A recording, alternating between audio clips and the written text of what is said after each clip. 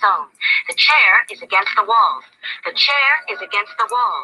John has a long mustache. John has a long mustache. It's 12 o'clock, Americans, another day closer to victory. And for all of you out there on or behind the lines, this is your song.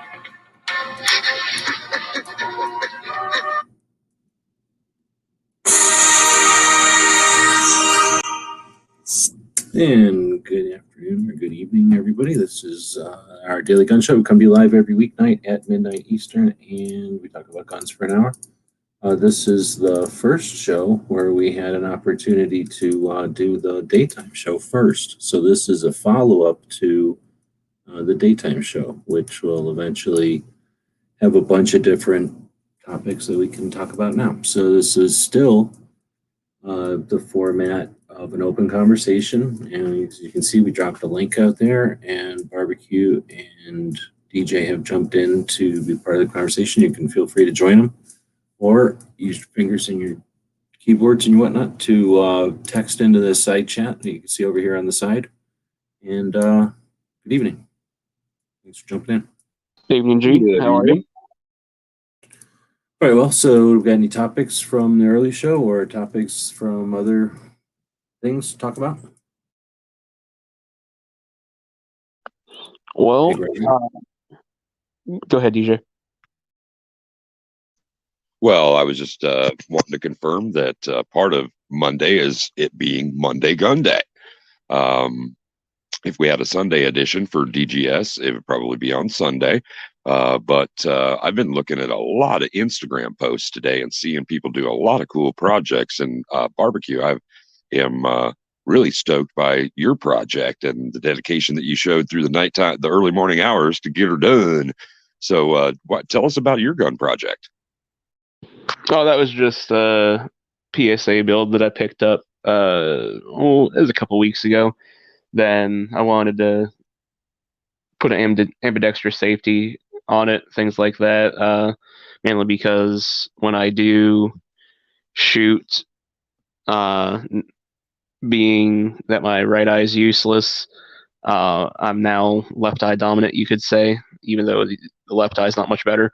But so having the ambidextrous safety and stuff is nice on my AR. So I was just waiting for that to come in, and then it was time to slap everything together. So got that all done. Then I've been putting off unloading my P-mags because I had full metal jackets in those, and there was a local shop that had ran a big sale on, I think it was Tapco mags, and I wanted to put all my full metal jacket ammunition in the Tapco mags.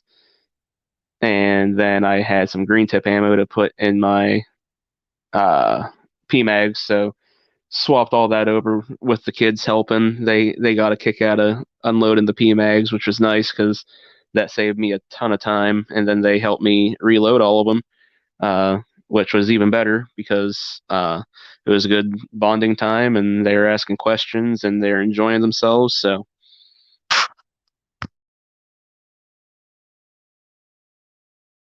Cool. Family projects like that have just got to rock, and the education they're getting through those fun times with Dad. I mean, time of your life, bro. That's some great stuff.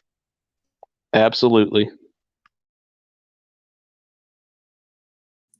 Yeah, like if you had to go out and rake leaves or work on the car or something to save a couple of bucks, it's just normalizing gun stuff. It's just another thing that you do. Yep. And preparing for any eventuality, I guess. So you might want a bunch of mags. Just going to the range and having if a bunch of the relatives came in town, you'd rather have your mags filled than have have to do all that at the last minute.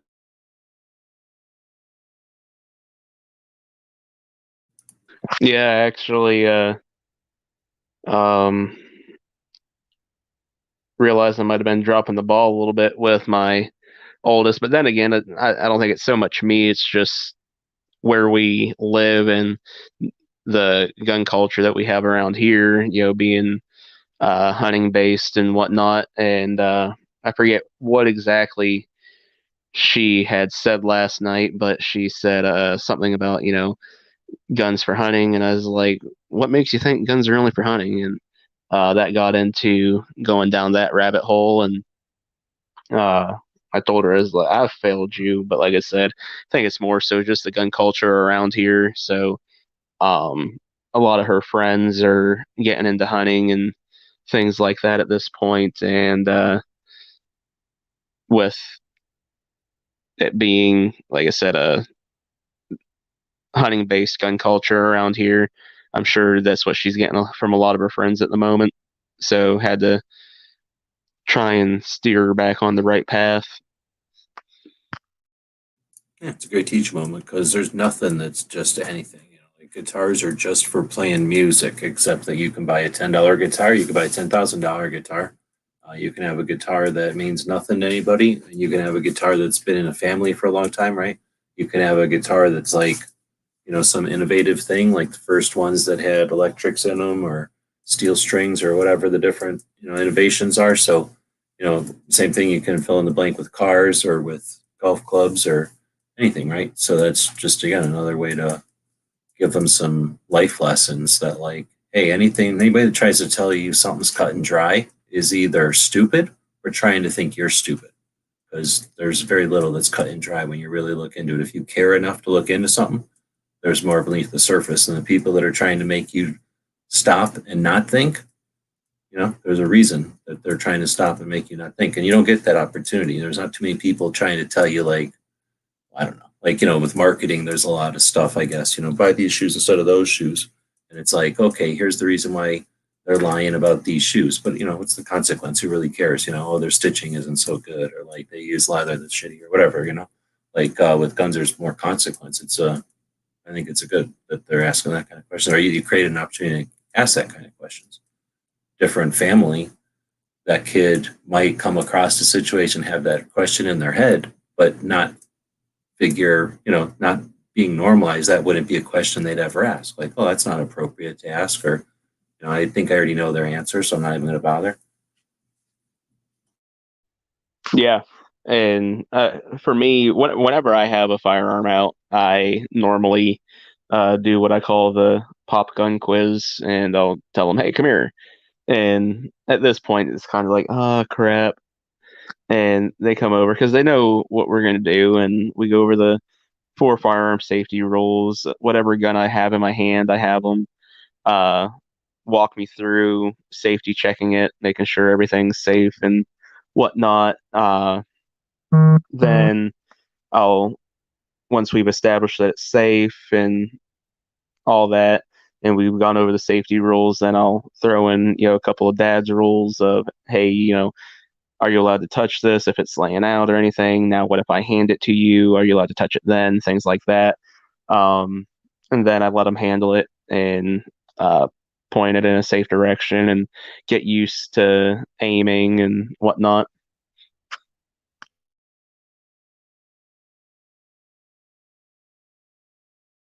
All right, here's the deal. I wanted to start on time rather than keep farting around. I was working on something, and then time crept up on me there, and then I was thinking with that 3D view. I didn't know they had that 360 view, I guess, on the player. Anyway, I was just sitting here, and guess who came in here wanting to go outside? So we can either shut the show down because nobody's showing up tonight, or we can keep going, and y'all just have to keep going while I take this little dog outside. Oh, go ahead and go outside. Shut it down. Okay. So not shut it down. We'll take over from here. Don't shut it down. Just take care of Poppy. Well, let's see if anybody shows up there. We got a little bit of a lag, but if they want to see the show continue, we want to see somebody typing out there. We do the show for health. You don't get paid to do the show. We could talk off air if we want to just talk off air. So it says they got 5 people. One of them already jumped out. Like I say, had some participation is what we're looking for. So all this lag or whatever, it takes a little time for that to get said. And then, of course, it has to go outside of my microphone, goes through wires my place, goes out to California, I suppose, rerouted, translated into whatever language you speak, and then goes out towards you in copper wires, gets there at some point, and then comes out a speaker, goes into your head. You have to figure it out. Your brain figures it out. Figure, okay, well, I'm going to do something about it. I'm going to go say I'm here and then go over the thing and log off because like 3 people logged off in that amount of time. So that was it. That was like the shortest show ever. 11 minutes. Nobody? Nothing? That's Nothing? poopy. See what happened, DJ? You get me talking, and everybody's like, "Yep, we're out of here." No, they all left as soon as I started challenging them to be part of the show. Because that's the thing. I don't want a bunch of mopes out there. I don't want a bunch of people thinking it's some sort of couch. Bleacher seats or something. You're all sitting in front of a computer with keyboards. Let's have a conversation here. So I will keep it going, but that ran out all the people who don't like to be yelled at, and we'll see if anybody else shows up. I did start this thing, I don't know, around noon probably, whenever the other show went up. So it's been set, and I don't know if that's good or bad for the logarithms. Did y'all get an alert? Yes, I did. No, I didn't get one until 11:30. See, that's what it would probably do, right? If it was the best situation, like you'd schedule it for 10, and then at 9:30 it would tell people it's coming. But whether or not it does that, and then whether or not people pay attention. I mean, it could be sending me alerts day and night. I don't pay attention to YouTube telling me alerts. Like I can't imagine how many things it thinks I care about, right? So, but the thing is, if people are showing up to have a chat, like people sometimes do to the show, then they don't need an alert. They know it starts when.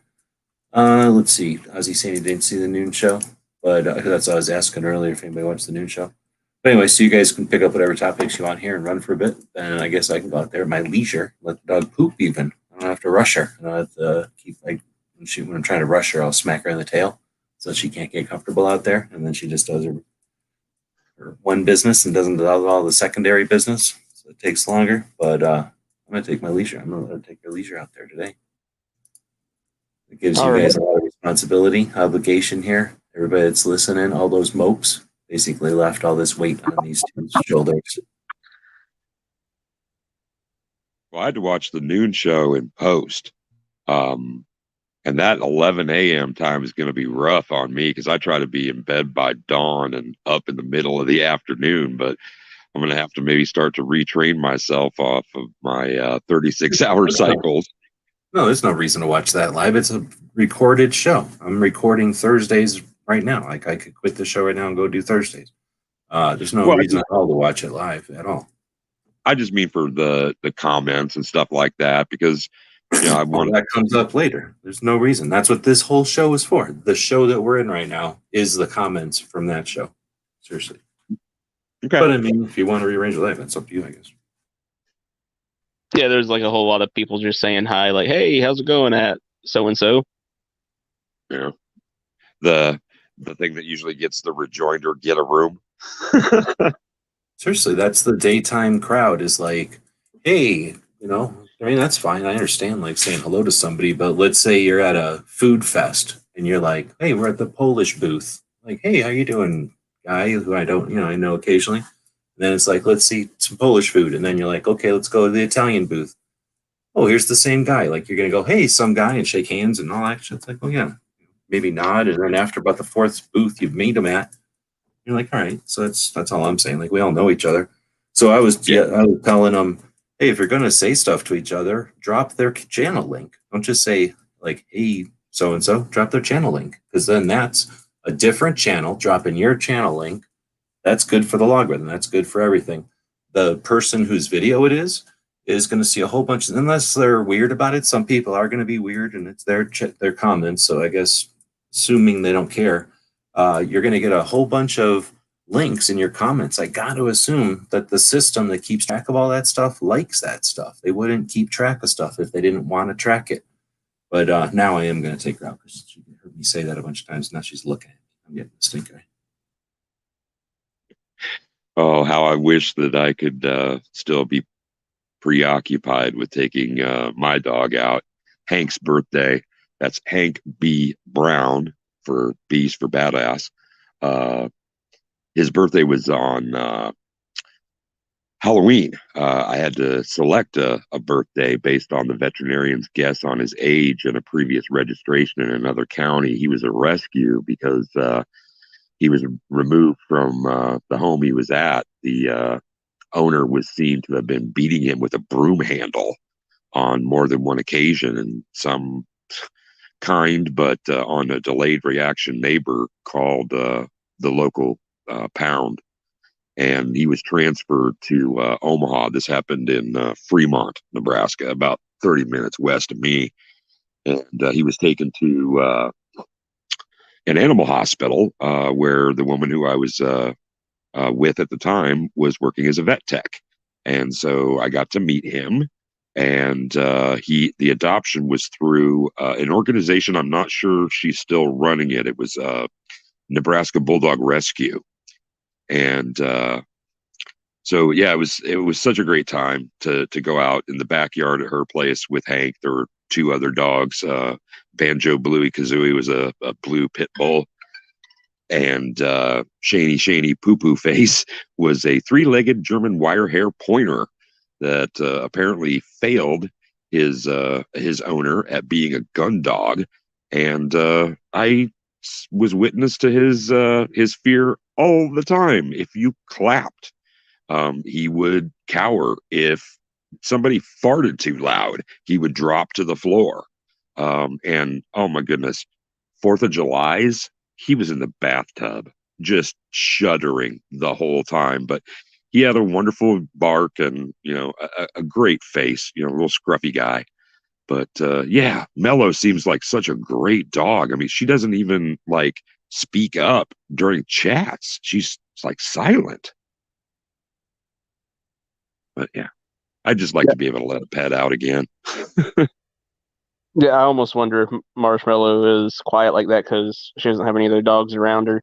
My mutt, she's a Newfoundland Lab Border Collie mix, but for the first year and a half that we had her, we thought she was mute because she never made a sound. Then I got my Coonhound, and well, he's very vocal. And after getting him, that's when she found her voice. Right on. Yeah, I don't mind. I didn't mind being, a one owner dog with Hank, but when he lived in that blended household, that was just those were good times. And at one point, it was 4 dogs and 2 cats, and only my most current pet, Leaping Lena, Wonder Kitty, the Southwest Iowa ditch puma, is still around. And she comes out during DGS and she'll curl up against my belly if I'm laying on my side or something like that. And we've been playing a lot with my green laser. I'll do point exercises, and I love to make her take her head back and forth on a pivot like a tennis match or ping pong, as she follows the laser everywhere. And I've started to try and fool her by clicking, like slapping my hand over the dot and clicking it off so that she thinks I'm making it disappear or that I've caught it and I'm hiding it. Yeah, it's good times over here. It's terrific. Let's say, yeah, I've got 3 dogs at this point. I've got the one that I call the mutt because, she's several different breeds. I got the Coonhound and I've got a Cane Corso Mastiff. Oh, wow. A Cane Corso. I looked into them. I love the Molosser breeds. And I was looking at a Rhodesian Ridgeback for a while. But they are so rare that in the States that I didn't think it might be a good idea when it came to something other than basic veterinary care. Because any of I would have to would have had to take them to Iowa State University in Ames, Iowa. That's where the veterinary college is there. And That's just, I mean, it's quite a drive. We could have done a relay, but I would really just rather be there. And I went to the University of Northern Iowa, and that's only about an hour or so away. So I have people that, college friends that still live in the area. Did eventually help somebody to carry their dog over to Ames for a hip replacement. And if anybody's ever priced, a replacement joint for an animal, it is exorbitant.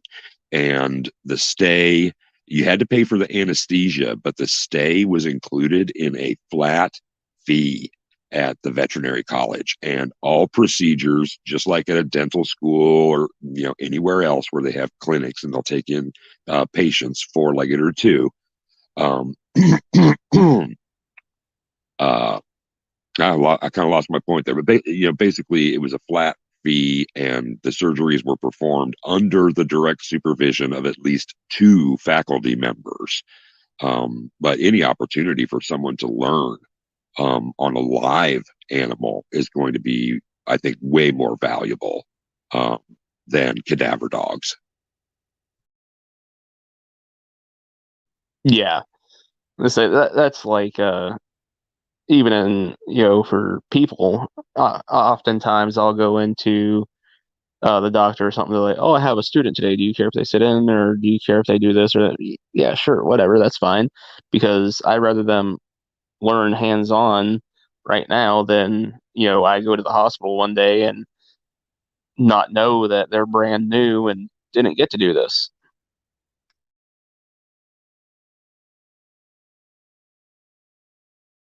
Yeah, totally. So DJ, you said it's Monday Gun Day. Any projects that you worked on recently or anything like that? Yes, I am straddling right now across success and failure with repeated attempts. All things, I decided to clean the charging tube on my G3 clone, and it's always been rough. So I took the charging handle back and I cranked it up and tried to jiggle it back and forth, and I hear this patink. I'm like, oh no, what the hell is that?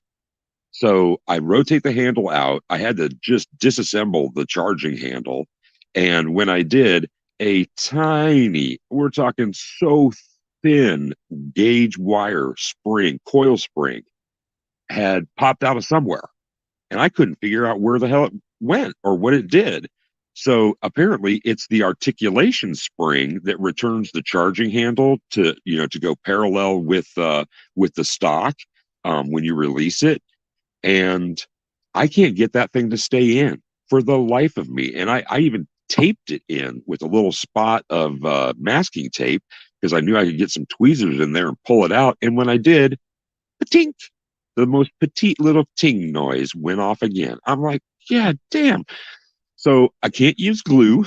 I can't hold it in, and taping just isn't working. I don't want that thing, just flopping back and forth, parallel. There's not a YouTube loose. video. No, I haven't. I haven't looked into any since I first got it and broke it all down and put it back together. I've never taken the charging handle out. But like I said, I felt it was dragging. It shouldn't be so hard, and it's not the spring tension that's that makes it so difficult. It's but I wasn't able to identify any scraping or scratching or any undue wear in the charging tube. But I can't figure this damn thing out. It's too small. My fingers are too fat. But what were you saying about YouTube vids?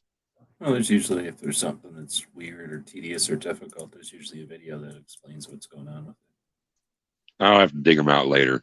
That's a good idea.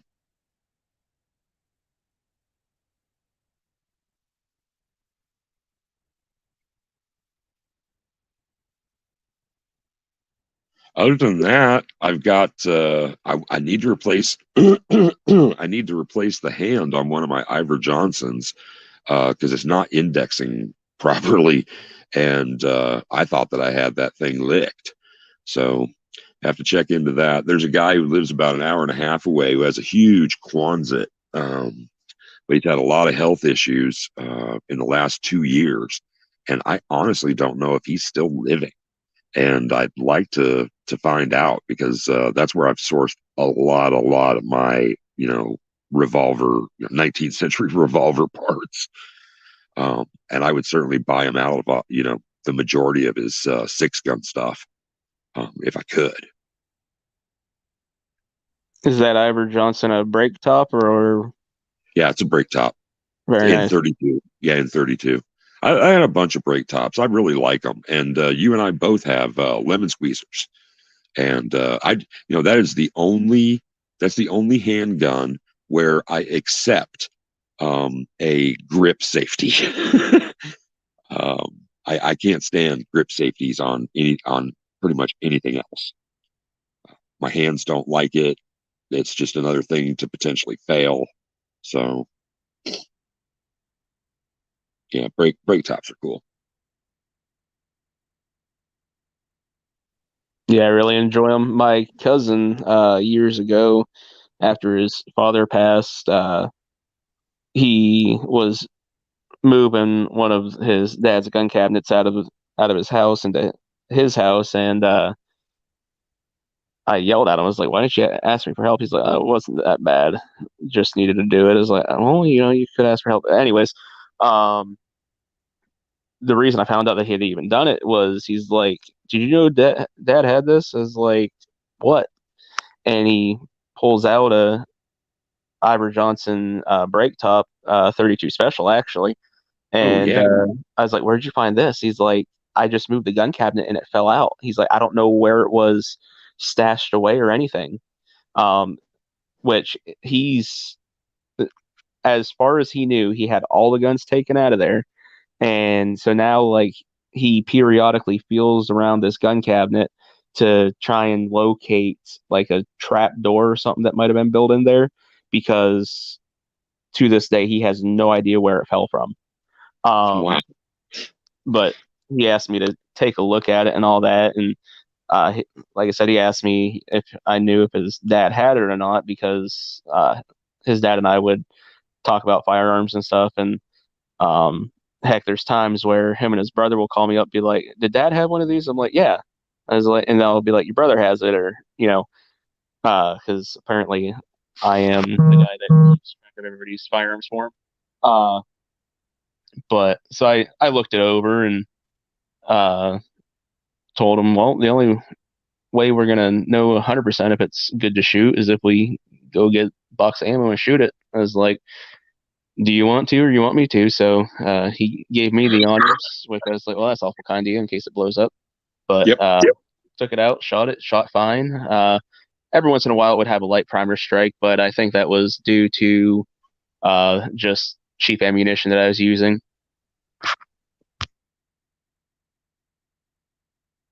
Well, I'm glad you still got your hand. Yeah, I'm always worried about the latch, uh, giving way. So I usually I'll draw back to go single action, and I'll arch my thumb up on top of the top latch. Um, I doubt that I would be able to overcome the power if it were to go that way, but I guess I'd rather sacrifice a thumb than my whole damn hand. I don't think I'd worry about it too much. Honestly, I'd rather uh, take the risk with the whole hand, because if anything did happen that was catastrophic, the cylinder sure can tame majority of it, just how beefy they are. Yeah. And especially when you're talking about and those brake tops, it's not like they were super powerful anyways. You're talking about 25s, 32s. I wouldn't have any real fear there. I mean, if something did happen, I wouldn't think you're going to lose your whole hand. You might end up in a cast or something at worst case scenario, but a few weeks later you get it cut off and be good to go. Yeah, I had a friend who got a HR topper, and it had a pinhole in the barrel up near the action, so he just welded it. And when he went out to shoot it the next time, he cupped his hand over the top, and the weld blew out through his hand. I mean, I don't mean to laugh, but it was just one of those. Put his hand over the top for? I don't know if it was because he was like just trying to keep the barrel down. It was a 10 gauge. So, I mean, he might have just been going cupped hand over to keep the barrel down. But he was, straight to the OR or to the ER, and they just took out the metal bits and got everything cleaned up and stitched closed what they could. And he wore a bandage, a concave bandage convex bandage for a couple of weeks. And things knitted back together. But he is like easily half my age. So I remember having, miraculous healing qualities when I was in my early 20s too. But he was just damn lucky because it could have blown.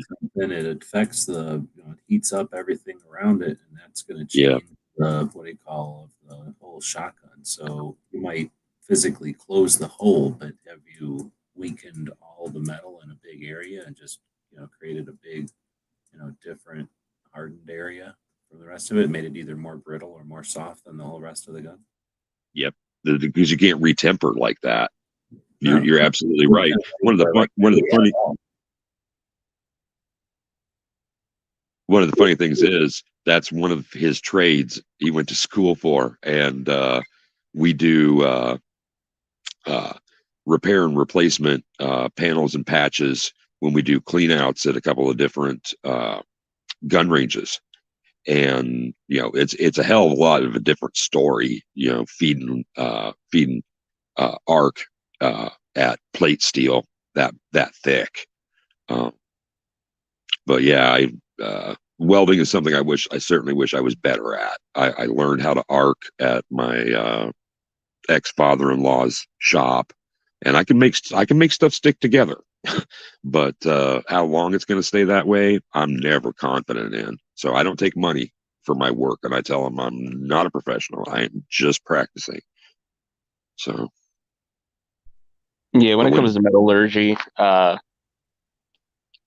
that's some hairy stuff with a firearm. When I went to gunsmith school, they actually said if you were to come across a gun that was in a fire, if the stock got to a point where it was charred at all, then the gun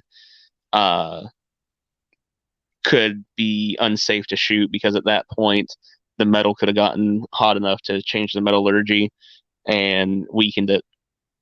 Yeah. So even black on the stock at all, the gun is tempered. Yeah. Yep.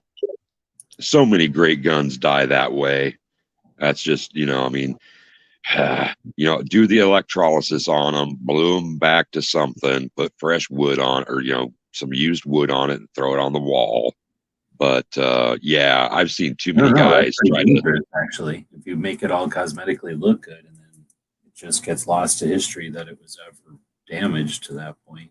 In a cosmetic way. So I'd probably just leave it and appreciate it for what it is.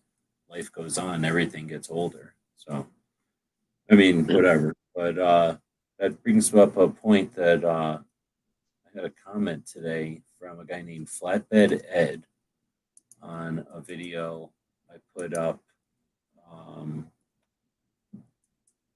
Nope, it's from episode 1133 of the Daily Gun Show. So it's not a video, it's just an episode of the Daily Gun Show. And you and Night Strike were in there probably. I think it was that. Yep, it was that night with you and Night Strike talking about your gunsmith in school. So I had just done the research for the 2A history project, looking up all the different gunsmithing schools. There's 16 of them. And you and Night Strike both went to the same one. You're both in the pocket of Big Penn Foster, right? Yep. And So on that video from July 22nd of this year, some guy named Flatbed Ed off of YouTube goes, "Can you get me in contact with that guy who attended Penn Foster? I'm thinking about attending that gunsmithing program. Would like to know what he thinks." And I go, "You're usually on the panel of this show, Midnight." And he said, "Thanks." So we got Ozzy out there, and then there's us three, which might just be all four of the people watching right now. Or Flatbed Ed's out there, or he's working or sleeping or something. A lot of babies, a lot of old people don't watch this show because they're too tired at this late. So I don't know what he is. Flatbed sounds like a hardworking person, so maybe he's working second shift. I guess can't stay up for this one, but whatever. You want to tell him what's so good about Penn Foster? Yeah, absolutely. First thing, people, if they're interested in Penn Plus, they need to realize that it is online gunsmith program. So you're going to need to have some sort of mechanical aptitude going into it, because anything that you're going to do on a firearm after this is going to be entirely dependent on your mechanical abilities. They're going to give you a lot of good book knowledge, but applying that book knowledge to your firearms is going to be entirely on you. So, with that being said, if you have some mechanical aptitude, I think it's a great course. For the price, I don't know how they're doing it now exactly, but when I took the course, they actually sent me all my text materials in the mail, and then I could actually do my tests right out of the back of those books and mail them back, or I could get online and just do my tests right there online. Which the nice thing about doing them online was you get instant feedback on what you scored on the test. Then when you were done with that course section, they would send you the next one, so on and so forth. And you get some other books too that relate to the courses that you're doing, like say they're going over pistol smithing. One of the books that I got was the NRA pistol and revolvers takedown manual, and that's got numerous different firearms in there and how to take them down and reassemble them and whatnot. And the text, will obviously be open book because you can just go back and look. But I never liked doing that either, because I wanted to make sure that I knew what I was going through. Didn't want to go and cheat it. But they might have a question. Well, you got to find this firearm in the book, and they would mess with you sometimes, because some of the firearms, it might be we'll say like a Model 99 Savage. Well, you got the Model 99A, then there's Model 99B, C, and so on. So maybe one of those firearms had something different in one of the submodels, and they might kind of mess with you and pick one of those. That way, you had to actually do a little bit of firearms identification and things like that, where you had to pay attention to that little detail, which I also found helpful, because I'll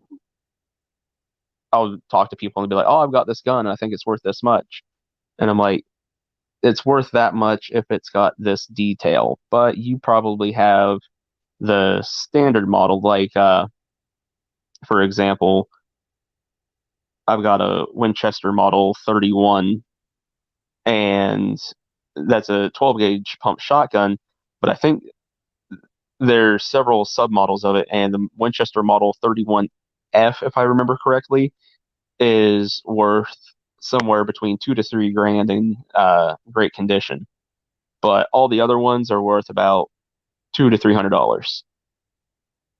Yeah. And so being able to distinguish the little details like that is a nice little thing that they kind of help you hone in on a little bit. Yeah, overall, I think it's a great program. Like I said, the biggest thing is you're going to have some mechanical aptitude going into it. Otherwise, you're just going to get a lot of great book knowledge. And if you're not good with your hands, it's not going to be worth it in the end.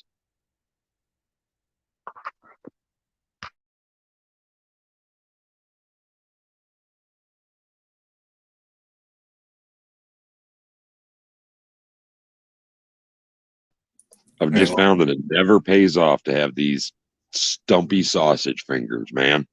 It's so hard for me to do precision work, and I'm gonna ask my dad for one of his jeweler's eye shades. My grandpa had a jewelry store and did watch repair, and Dad learned at the bench, and he'll take apart movements and throw them back together so quickly. But he has to drop down his eye shade and then switch back and forth between his normal and bifocal or trifocal sometimes eyeglass lenses. And I find myself, from having to concentrate on such a small screen with my eyes, that I have a little magnifying glass with a blown glass handle that I use, and I'll just hover it over like I am right now, looking at that wicked expression on my face, to make things slightly larger, because this whole squinting thing has just gotta go. And if I have a flip lid, you know, if I could just visor down, visor up, I think that's going to be better. But yeah, who knows? You can get glasses that have that. You don't need the whole, like, you're talking like the deal where it's like it wraps around your head, and then there's like a welding helmet, like it's around your head, Yeah. and like a suspension, and then you can got the hinges to go up and down. Yeah. I've seen some ones that are more like glasses, so you don't have to, you know what I'm talking about? Like it's just built into the glasses more. And that's even lighter. They're not, Yeah. I don't know if they're the same magnification, actually. They might actually be similar. I don't know. I know the kind you're talking about, though. Those, I think, were like additionally for stuff where you have like sanding or sparks or something, right? Like to cover your eyes also. Yeah. And from any parts under tension that might spring out and smack you in the eyeball. Yeah, like to protect you, where the other kind are more like for stuff that's so tiny, it ain't hurting you or whatever. I don't know. But I know the other one. I've seen those other ones that are more like glasses size. Yeah, I've seen. Well, I actually had a pair that I bought at like a Walgreens for $5 that were like 2 times magnifiers, and I can't find the damn things. And they were pretty cool because they were very short, so I could let them ride down on my nose and then just kind of lift my face and squunch, and they pop right up into my field of vision. I need to find where those things went off to, but yeah, I just kind of have that little magnifying glass at hand. Go anywhere old people are, and there's going to be like a that everybody forgot there. Yeah. Right. I'm going to go over here, and I just seen that some dude named Clover Tack posted a video from something, so I'm going to look at it. What's up, crew? Chris with Clover Tack. We've got a mail time today. Some of you can probably tell by the blue bubble wrap envelopes here. It's going to be your website. Look at this. He makes it in square like this, so I can just jam our comments right on top of it. Edition of mail time coming at you. You can hear it? Yep. Now he's mute. So let's not waste any time. Let's get into No, he didn't have me talking right there. And just a tip that you may want to hang around to the end of this video for sure. If you bail early, you might just kick yourself. So got one here. That one. The other one open. This one here is full of stuff. Good Lord. So I did purchase some stuff from the store over there at their website. Always really cool. Loot and gear and swag at 50 States and 2A book here. Just gotta quickly show you that one. We've got the gear website's collector's guide. It's interesting. Kind of goes through some of the stuff. I guess. Oh, he's shutting us down. Sorry. I thought you were asleep by now.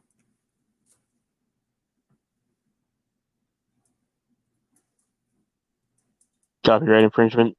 He's coming in here muted. He's not even saying nothing. He's just giving us that look.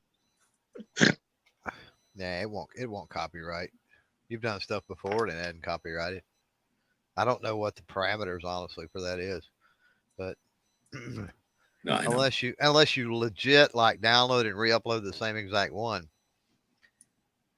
I know. And even then, it would still just alert you. I was just talking shit. Bunch of Clover's in here. I didn't know till Available over there. I can barely hear you, but let me turn this one down. Did you already open them before you opened this? I hadn't seen this video yet, so I'm just watching it for the first time. Yeah, I couldn't tell if you had opened them already or if you were opening them on air. Yeah, I had opened them Okay. because I kind of wanted to know what was in there so I could give something away. Oh, okay. Which is the surprise at the end for the people that actually watched it early and hung around. It was a premiere. Nope. Yep. I was too late.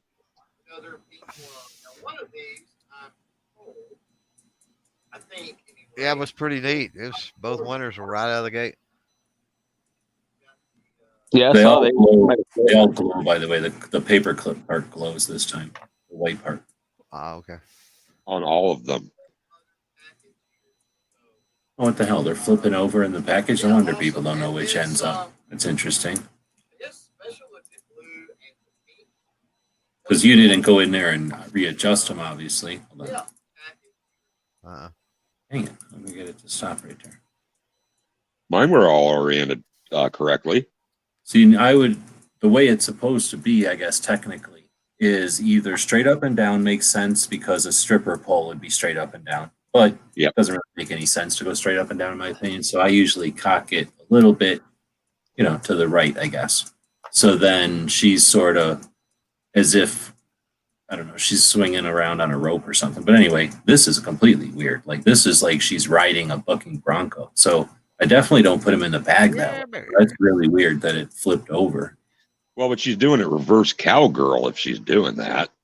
Well, I mean, there are what do you call those things? Mechanical bulls, and that would look a lot like somebody driving around on a mechanical bull. Yeah, awesome. And his special editions here or something. Not sure, but everybody loves Blaze Orange. There is the Blaze Orange version of the stripper. Look at the FUD saying Blaze Orange. Awesome. Flooding it all up. Yep. The Indian symbol. I don't know. It is Indian. I've got a neighbor that's got two poles on either side of his gate. I say neighbor because he lives down the road, right? But he's got two poles that probably are 12, 15 foot in the air, and they've got one of those on each one of the poles at the top. Yeah, well, it's a New Mexico thing, but it has other significance as well. I mean, New Mexico used it because of its significance or whatever, right? Yeah. So I guess it's a people known for their pottery. Amazing. And so I guess it's just their it's a tribe, I guess. I didn't know that. I thought it was more like we have the Coco Pelli, the guy playing the flute. Yeah. And you see that quite a bit. Like there's a story behind that guy. I thought there was more of a story behind Zia. But anyway, I guess it's just a tribe.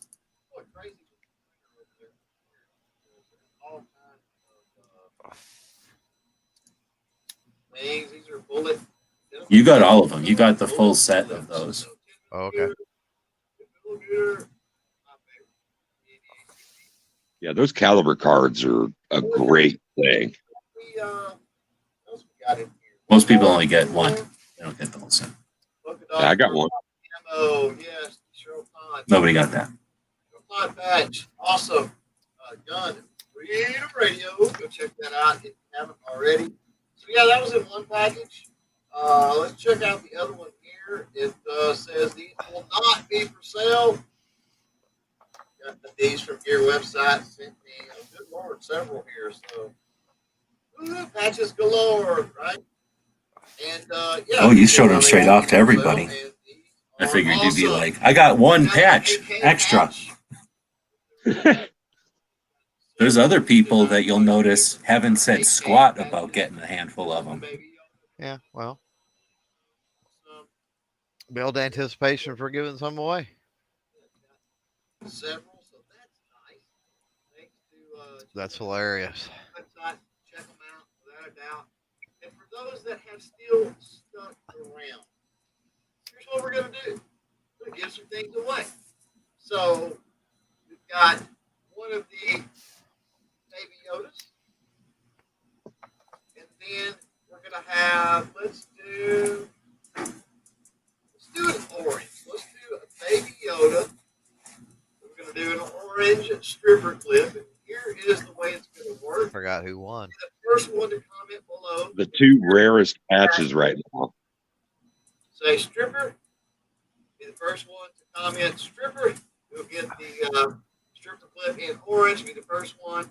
Maybe you should have gone with Baby clip. Yoda. Although stripper's You'll get probably Baby less Yoda, AK. gonna get So first one, banned in this day and age one. than clip.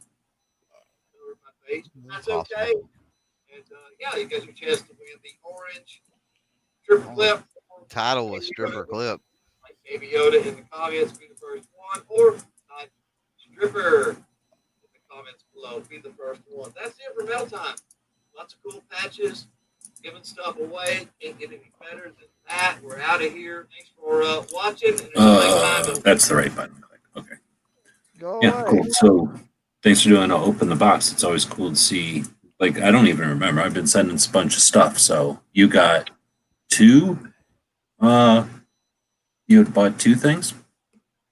I bought 2 packs of the stripper clips, yeah, because I was gonna put one on the patch panel and then give the others away because they're super popular. Oh, good. So I don't know why I didn't do the paperclip two-tone before. Or you know why? I'll bet you 100% that it is because whenever I first started the design is when I just got the cutter. So I was doing everything like a freaking decal in one color. yeah.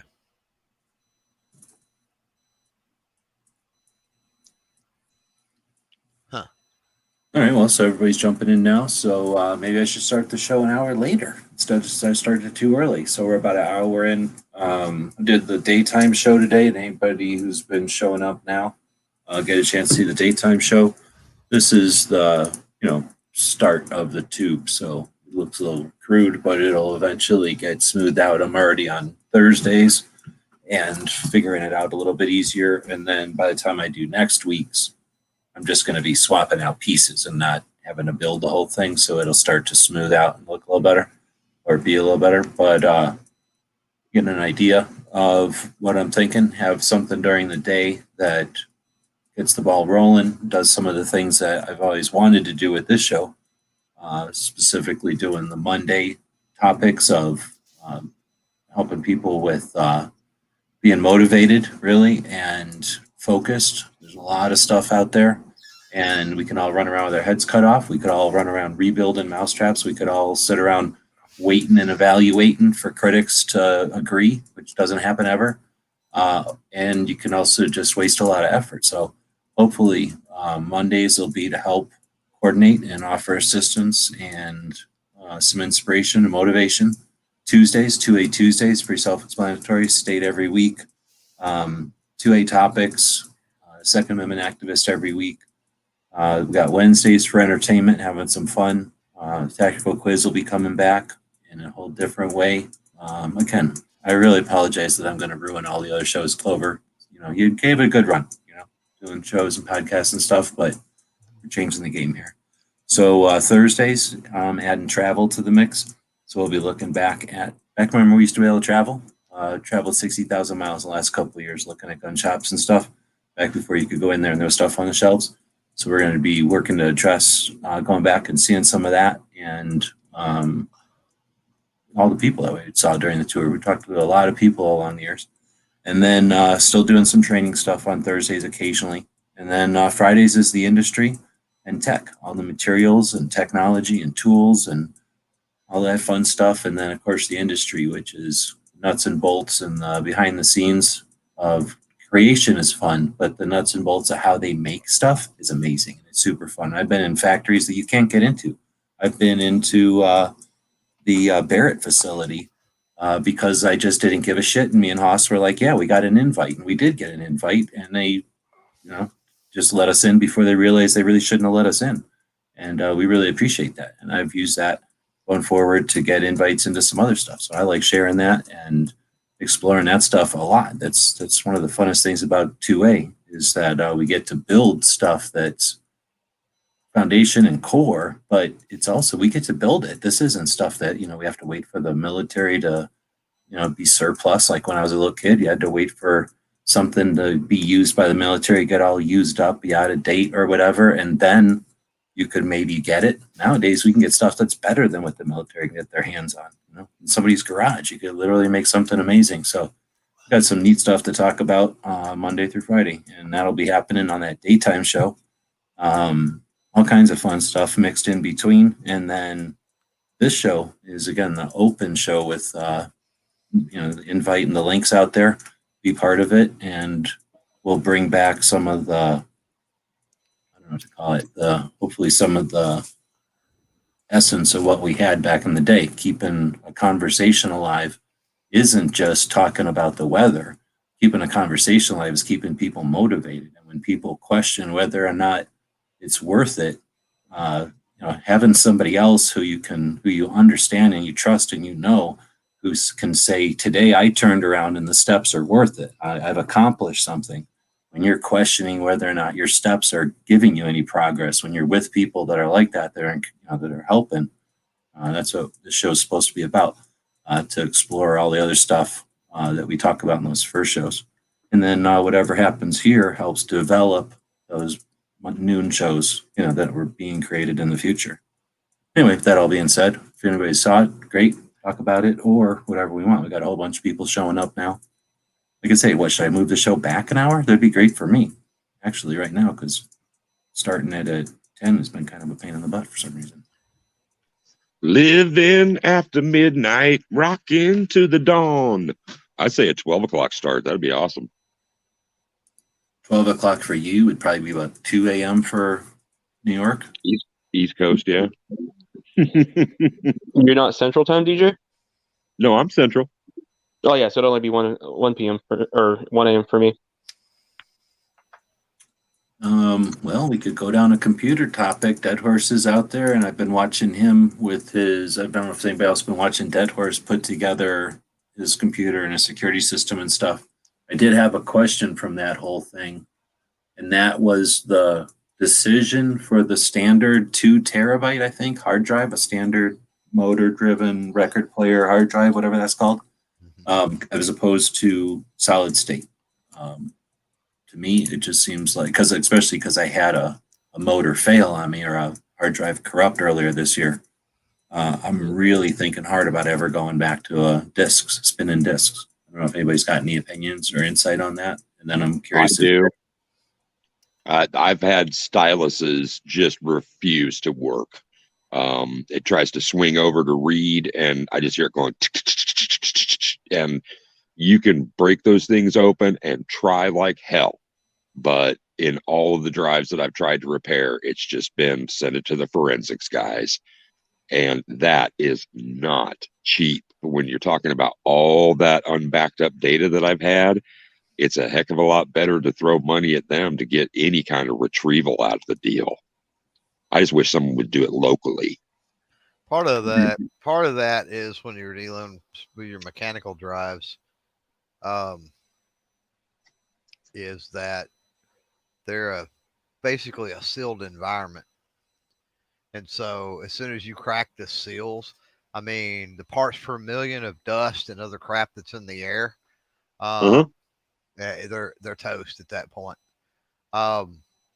Most of the time. Now, I was able to use a vacuum cleaner and some filters and an old because I used to buy, there's a place out of DFW, north of DFW, called Service Electronics.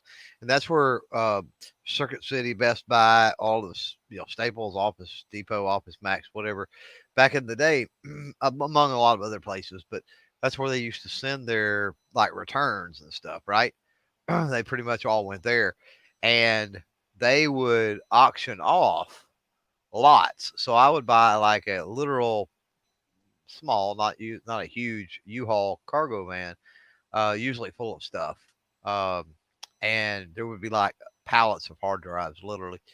And so I would go through, and some you could do uh, a low level format on, and they were fine after that. Some you had to swap the PCB boards on the back to other models because that was the problem.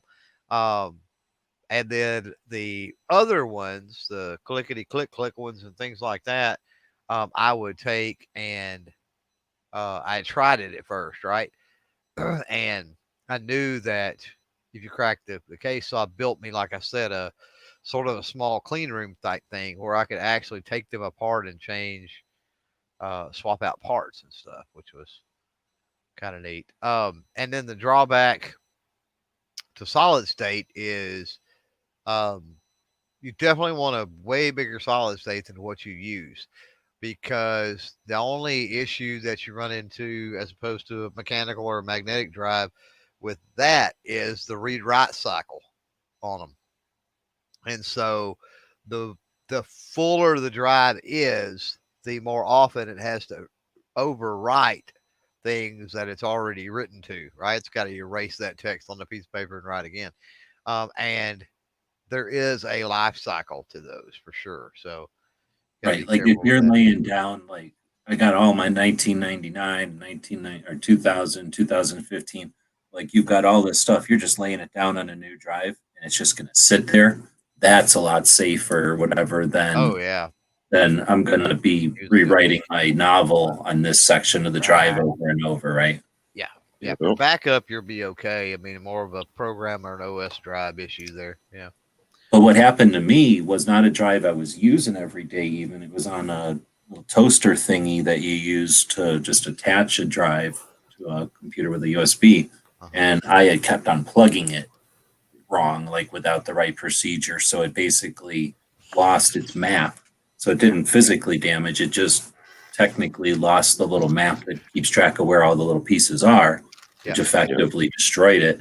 And so the answer to that at this point in time is, if you're not backing up to a cloud or some sort of a system like Dead Horse is about to describe, I suspect, some sort of a hard drive that you have running, its only job is to remember everything else that your other computers are doing, you're crazy, because there's just too much stuff. We've been using computers for too long. The data's getting pretty big. And can you imagine what our kids are going to have to deal with? They're going to have grandparents' hard drives worth of stuff that are hopefully going to be compressed down into some weird optical cube that they can just ask a little gizmo, like, go grab grandma's pictures of the cats, and then from 1914 to 1932 or something, like they're going to have so much data, it's going to be crazy. But anyway, Dead Horse jumped in. Yo. Can you guys hear me? Yeah. Yo. Okay.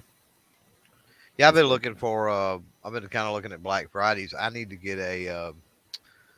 get some type of an external, because the last time I backed up on the one that I've got, it didn't have very much space left on it. And so thought, well, Black Friday may be a good opportunity, to pick Yeah, that's a good point. And this is the time of year to buy something like that, like a hard drive or any kind of electronics, really. Yeah. I guess that being said, if somebody does find a 4 terabyte external SSD, I'd probably be curious, because I would. It's a good idea to back up everything yearly at this point. Well, in looking, they're a little bit pricey, but in looking, I mean, it's insane. You were talking about the difference in tech and whatever. I mean, I remember when a flash drive was like 16 megabyte and 32, not gig, megabyte, right? Right. And I looked when I was looking around, I don't know, a day or two ago, they've got a 1 terabyte SSD that is the size, not a flash drive, not flash memory, but an SSD that is the size of a cigarette lighter, like a big lighter. literally. Yep. It's crazy. Solid state drives are awesome. I mean, That's you get what I have in transfer mine. rates of up to like 500 megabytes Oh, no, a no, no, no. second. No, way. So my solid state drives. So I have 2 solid state drives of mine. The one good one is 6,500 megabytes per second read speed and 5,000 write. Right. And the other one I think is 5,800 read and like 3,500 write. Oh, okay, so you have SSDs in your computer. That's something else that picture of that hard drive was? They're the M.2 SSDs, so they're not a box like normal. They bolt right to the motherboard and plug in right into the PCIe slots of the motherboard. And that's how they get such fast speeds, because there's no wires or nothing. They're plugged right into the motherboard. So I have 2 of those that are Samsungs.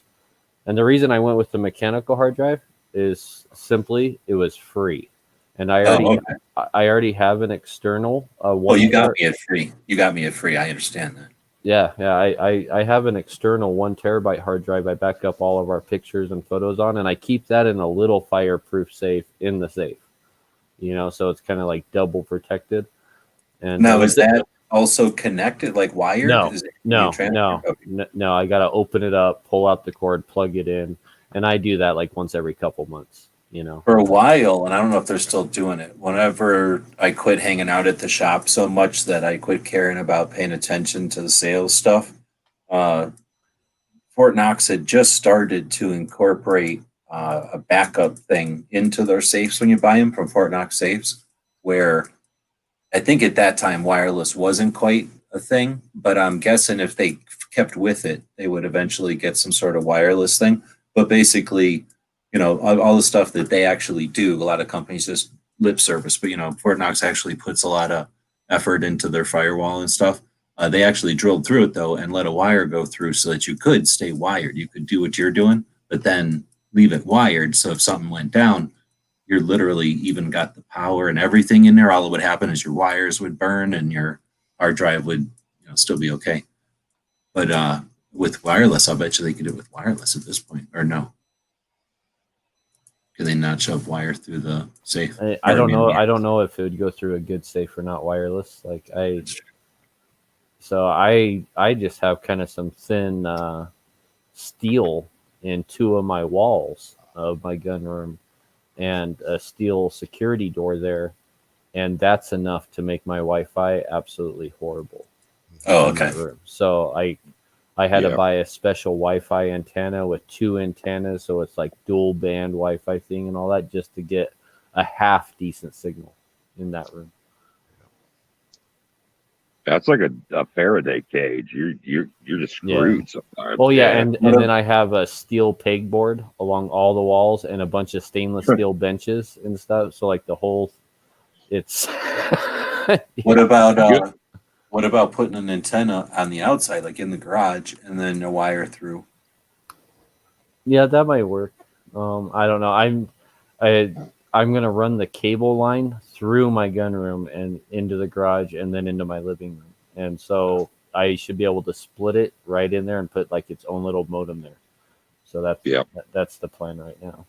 That's a great idea. That way I can be hardwired in and not even have to be like Wi-Fi, because the hardwire is going to be a more stable connection, like no matter what, right? So. Yep.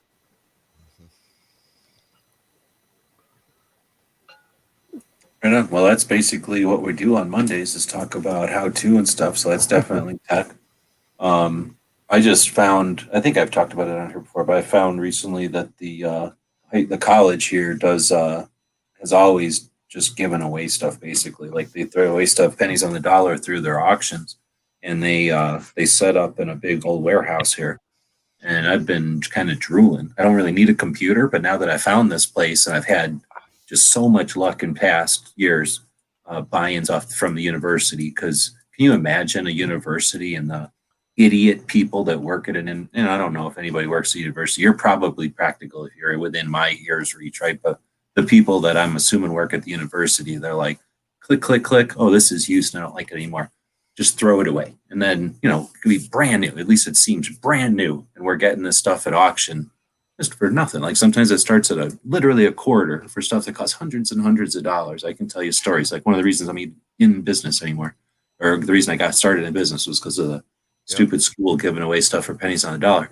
So anyway, I go over there and I find out that not only back in the day, they would get rid of a computer and pull the hard drive and then just say, here you go, kind of like random, like maybe it's good, maybe it's bad. We pulled the hard drive, we don't care. So that's why it was a quarter. Well, nowadays, it's still pretty cheap, it seems like. But there's a guy in this cage over there, and he takes all the computers that the school gave him like that, and then he actually turns them on and puts them together and puts a dead hard drive in them with Windows 10, and then they sell it for like $100 to $200 as a working computer.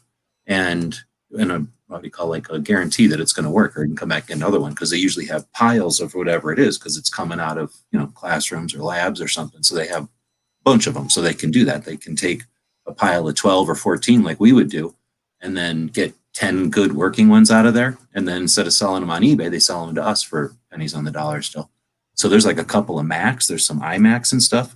I'll probably, whenever, you know, I decide it's worth taking some time to do it, because I'm thinking for animation and for some of the graphic stuff, it might be interesting to try it on a Mac. Sometimes Mac stuff is easier, right? Yeah. So if we can get to that point, I might get some advice, because there's some iMacs and stuff that are just out of my league anymore. I don't really pay attention to that stuff. And it seems like a good deal, you know, like a Macintosh computer that's $200. But if it turns out it's only a $300 computer, then it ain't that good a deal. Right. Yeah, it's hard to stay on the razor's edge with stuff. Well, the thing is, you don't need to anymore because of the stupid games. I think it's mostly games. You know, kids need those things to be so fast, and they're constantly getting discouraged that their thing isn't fast enough. I'm willing to take something that's a couple of years old, right?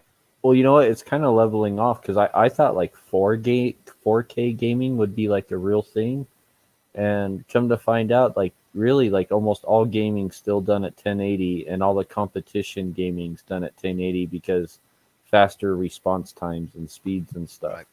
So really, they like do that on. So I was gonna say, like, really, the 4K gaming isn't even like a big thing. So, like graphic cards that do 1080, for instance, because I've been researching graphic cards a bunch, and I can buy a 10-year-old graphics card pretty cheap that'll do 1080 perfectly.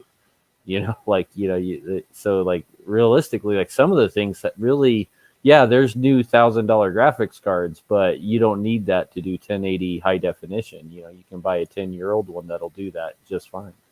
I did the show today, right? I think that was 10 minutes, or one of the ones I did. One of them was like 10 minutes, one was 11 minutes, and they're not complicated or nothing, but they're a whole bunch of video chunks and then a little bit of compressing a piece down, or, you know, doing a couple of special effects or whatever. Where before that would have been, I don't even want to think about how long that would have taken to render that 10 minutes. And now it's taken me 10 minutes to render 10 minutes. I mean, I almost don't have to think about it. And this is, I think this is $1,000 computer. So I'm sure a really good computer, but it would be 5 minutes and it would cost me twice as much for that computer to change, you know, to cut it in half, where it took me from probably 40 minutes to 10. Like, I don't really care if it's from 10 to 5. Like, I appreciate the 40 minutes down to 10, you know?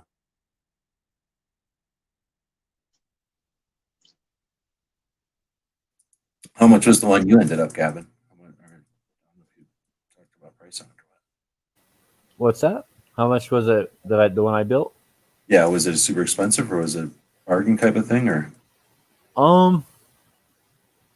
The way it is right now, I did a pretty good job. I really shopped for deals and bargains, so I'd consider it a budget PC at about $550. Oh yeah, that's but I had to settle for a processor that I didn't really want, just because there's like a run on processors and graphics cards right now because everyone's staying home.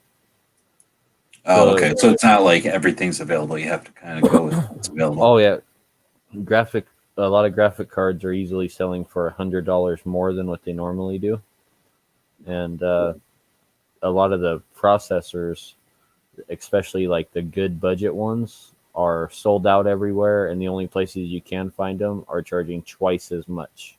Well, the good news is that all these new graphics card owners are going to eventually be advocates for graphics cards' rights. Yeah. I didn't think that would be a thing in like anything other than the 2A world. But that I come to find out, like, oh man, like the computer world's like going through the same thing. Oh yeah, I'll bet you it's happening with everything, right? Like everything that's got something that you need to keep buying, replenishable pieces. I mean, I'd keep been looking at the sewing machines just because I was going to buy a sewing machine like 5 minutes before they became impossible to buy. So now, just out of curiosity, I keep looking at the shelf over there because it's easy to walk by and see the shelf. And there's only been maybe 6 sewing machines since everything went crazy. I have Walmart, which normally had, and that's it. Like every Walmart I'll go to, there'll be like a sewing machine on the shelf there. And there's normally like 9 or a dozen or more, like 2 or 3 deep of 4 or 5 different models sometimes. So, and that's just the sewing machines. If I try buying needles for my machines, I haven't sewed that much, but one of the reasons is because needles have been really hard to find. They only cost $3, but you need them, right? You can't really do nothing without a sewing machine needle. So, for a while there, whenever I seen them, I was buying them just like toilet paper or ammo. Like I'd have to walk over at every Walmart I went to just because I figured, hell, if they're never going to be seen again, I don't want to run out of needles. But it's got to be hitting I got pickups. It's got to be hitting probably everybody, right? Yeah. If ammo factories aren't kicking out material, then it's definitely discouraging because like the chip I want's $120 chip retail, so it's not like it's super expensive. It's just really good for what it is, and it's going to do exactly what I need it to do. And it just barely came out, like maybe in like last April or May. So it's but it's completely sold out everywhere except for places that want to charge twice as much for it. And it's that way with a ton of popular graphics cards, a ton of other popular chips. And I didn't think that was a thing. And I never even thought of it like that was a thing in the electronics world, because I've never gone to buy a TV or a normal device and then like couldn't find one and the prices were doubled on everything. But on individual like computer parts, like man, like that is like a real thing right now. Well, that's also been a thing, periodically. I mean, I don't build anymore, but back in the day, there'd been like times where RAM was crazy and you couldn't even get RAM, and then everybody was settling for old boards because the RAM was so tough, and then it was monitors for a while. But obviously, Yeah, this the changeover from CRT days to flat screens. Flat screens were just ridiculous priced. I got one that we had for testing at the company that I worked for, and they just let us have them. And the engineering department was kicking them loose to whoever had something to offer, and I still paid like $400 for the thing, and I refused not to use it.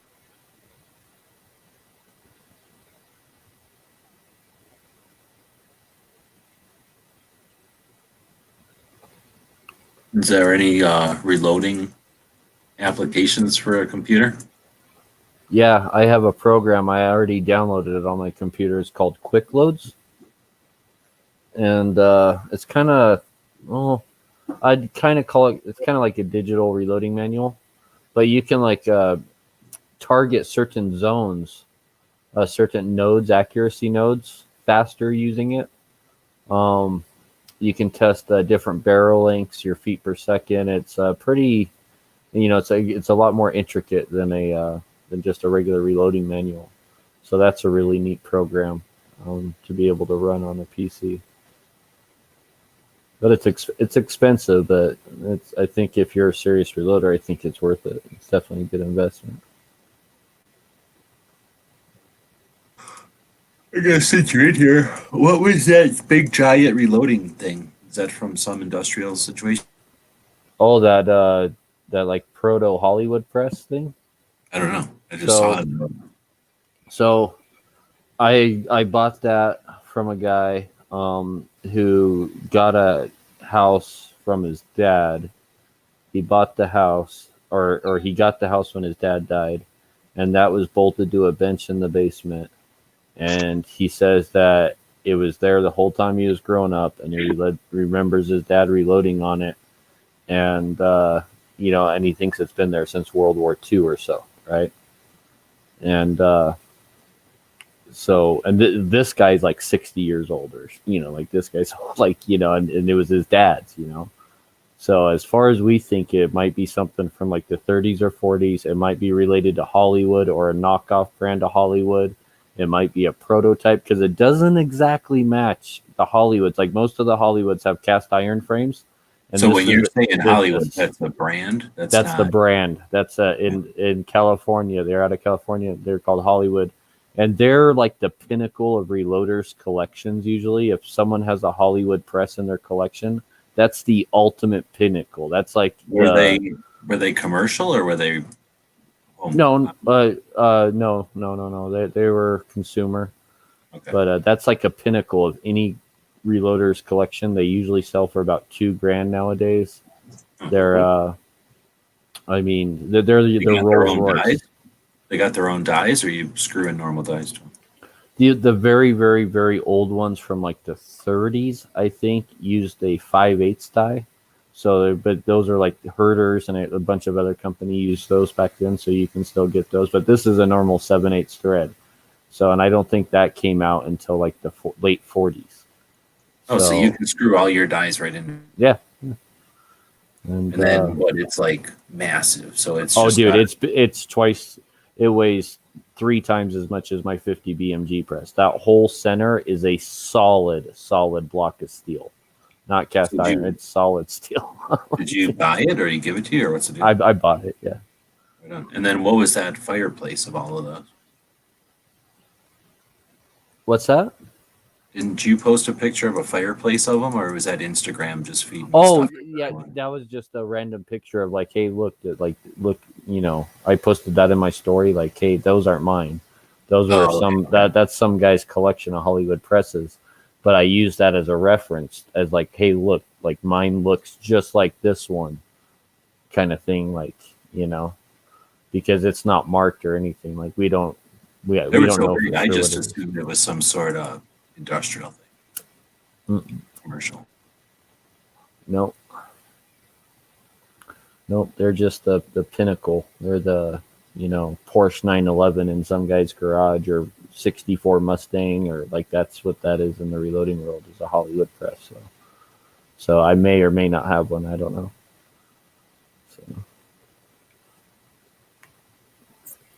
that'll require more research, but I know when I saw it that it looked close enough that for the money that I paid for it, I jumped on it.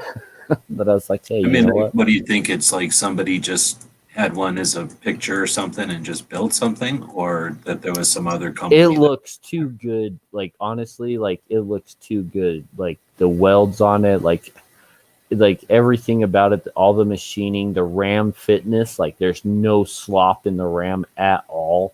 The turret head indexes, like it has like a modern style, like indexing type system almost. Like I don't know, it's too well built, I think, to be homemade, unless the person who made it was like a real machinist, like straight up, like that guy knew his stuff in and out.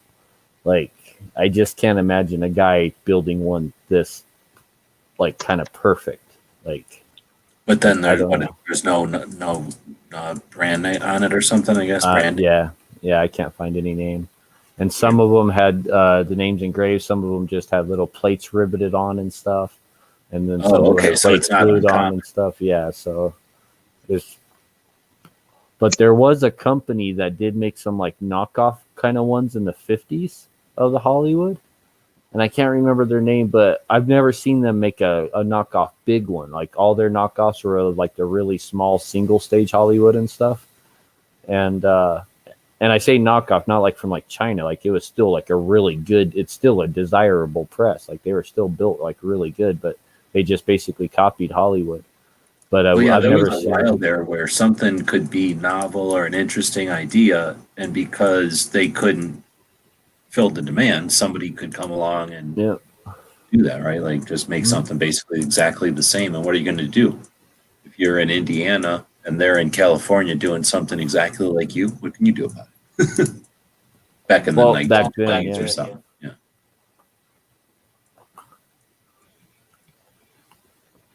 Yeah. I'll do more research and I'll keep posting pics online here and there and stuff. Eventually, I'll come across someone that will have info about it or something. But I don't think it's home built because it's just built too well. Like I just think it's built too well to be home built. Like, I just can't imagine someone putting in that much time to build something that well when they probably could have bought something back then for just so much cheaper. Well, but that's the thing. Sometimes when somebody is like a mechanic or works at a shop or, that's nothing for them, then it's literally nothing for them. And they're going to be like, why would I pay anybody to do something that I can make this before I could think about going to the store or whatever? Yeah, I just immediately thought of Navy machinists. Well, with how old this is, right? That means that if a guy did build it, it wasn't like on new CNC machine equipment. This was like on hand lathes and hand, like this would have been built, on hand cranks, like everything by hand, right? And just, man, I don't know. Like we'll see. Like I'll find out eventually. One day I'll find out. But I'm excited about it. It's still going to go on my bench. I'll tell you that. Like that thing is just it's absolutely awesome. I can't wait to reload on it. That thing weighs like close to 100 pounds. That press does. So the guy that gave it to you or sold to you obviously didn't care. He's not like, I'm sorry, I'm selling this or anything. He's like, okay, here, you think this is valuable? I'm happy you like what this is. Because I don't. Yep, get it out of here. Yeah, he was gonna. He said he was thinking about just selling it for scrap. Just taking it down to the scrapyard. Oh, so. Jesus. Like, he was like, yeah, I thought there'd be a pretty penny in scrap there. That thing's pretty heavy. And I was like, oh, yeah, you would have got like a whole $1 for it. Yeah. Well, it depends on when metal's expensive or not, but probably could have got a couple of bucks for it at some point when it's expensive. I don't know if it is right now, though.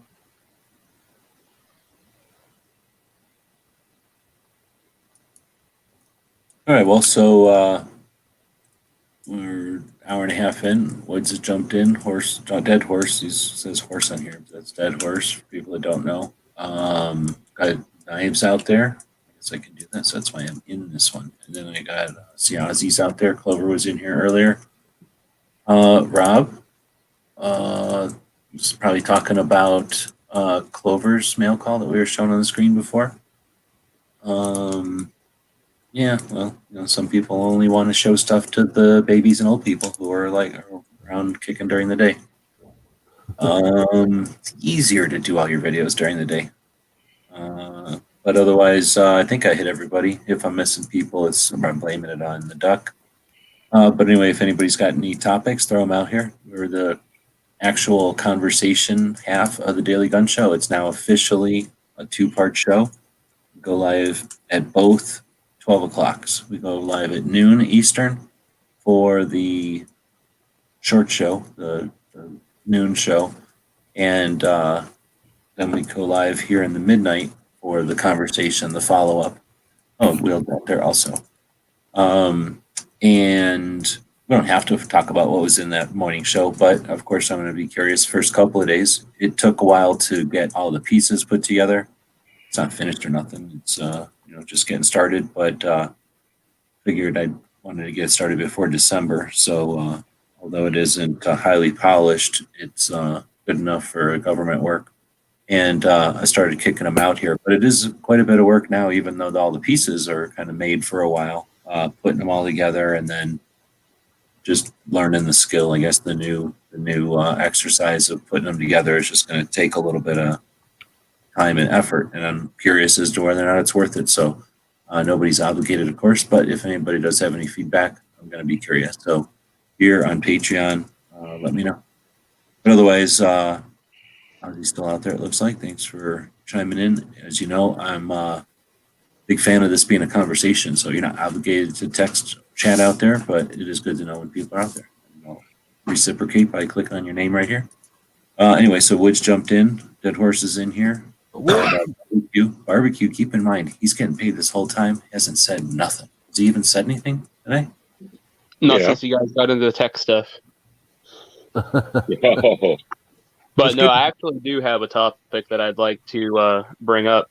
So last week I had mentioned, I believe it's House Bill 2597 or whatever it is, that was introduced by a Philadelphia representative here in PA that would create a state militia ran by the Pennsylvania governor and whatnot. And like I had mentioned before, I don't see it passing at all. I think it's something they're throwing against the wall for whatever reason. But I had an idea pop into my head today of how we could turn this against them, because I believe it was a Heller decision where they said that the people are the militia.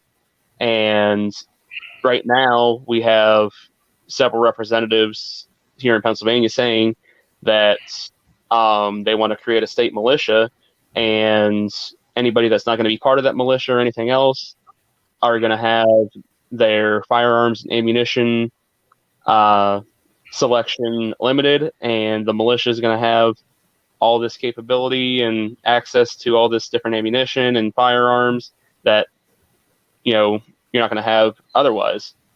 So my thought was, well, if they're saying that these things are going to be necessary to the militia, and the Supreme Court had said that the people are the militia, can we turn this on them and say, hey, we need these things and you can't limit them? Well, first I wanted to say, hey, Dad, it's a long time no see. Howdy, man. Yeah, long time no see. How are you doing? Doing good. I don't want to get off topic. Don't they already have I know in Washington State we already have a National Guard, so aren't the National Guard already doing that role? So I think they would have some legal problems with that. You have a Pennsylvania State National Guard. Well, no, because a guard is an organized militia. This would be the disorganized militia. I think that's the difference, right? But they already have something that answers to the governor. So, well, but I'm saying there's a difference. There's the organized, meaning you go and you're on call and you got a uniform and you drill and you understand hierarchy of command and you got obligations and whatnot. You're sworn, and the equivalent of a sworn officer, but you're really just government employee. But then the disorganized militia would be like what do you call the sheriff's deputies that are auxiliary sheriff's deputies, like a posse. That's what I'm thinking of. Where it's just people like the sheep herders and the bank tellers who grab a shotgun and show up, but there's no uniform and they don't know how to march and that kind of. That's what I'm guessing. I'll give them points for creativity. But yeah, you're exactly right, and Heller already decided that. Wasn't it 1938 with shotgun? What was that? That wasn't Miller. Or wait, are you saying New Miller or from back in the day? I'm saying Heller already decided that. Okay. No, I'm thinking Miller maybe. 1938. Shot off shotgun being a tool of the militia and all that. Well, that's true. I don't know. That's a weird one because that's one that both sides walk away saying, see, it justifies our position, and which it obviously does but can't. So anyway, that's a state law, so it's we would have to go up and then be determined if it's constitutional or not. Well, keep in mind, 90% of state laws never get voted on. That's true. I don't know if there's ever been a precedent or anything like that. Yeah, you see all the time that they can introduce this thing in the state, and it's the most terrible, and then 90% of them never get voted on. It's of all bills ever introduced. It's true. But at the same time, how do you know when it's the time when it matters? Like, you don't want to not pay attention, but you have to. If you pay attention to everything, then you're at the whim of them. Like, they can always just effectively stop you, get salt on your tail by just always putting something out there and crying wolf about it, right?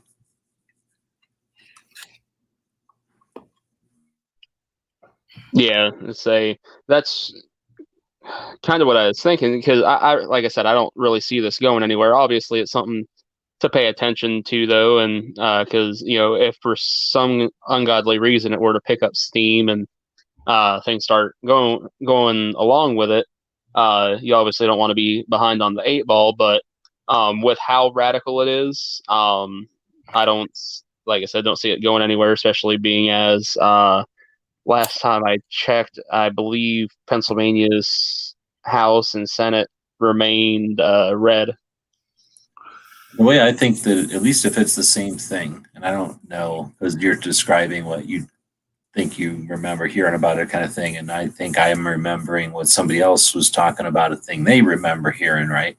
I don't even know if it's the same thing and you're both describing something similar, or just my thinking it sounds similar, but it sounded to me more like some kind of a thing where, let's say they wanted to have an FOID, a firearms owner identification, like Illinois has, and I think there's other states with it, but the one I'm thinking of is the one in Illinois. So they say in Illinois, if you want to own a gun, that's fine. You just have to make sure that the state says it's okay. So you get this ID card, and I think it has your picture on it, and I think you get it when you're 18.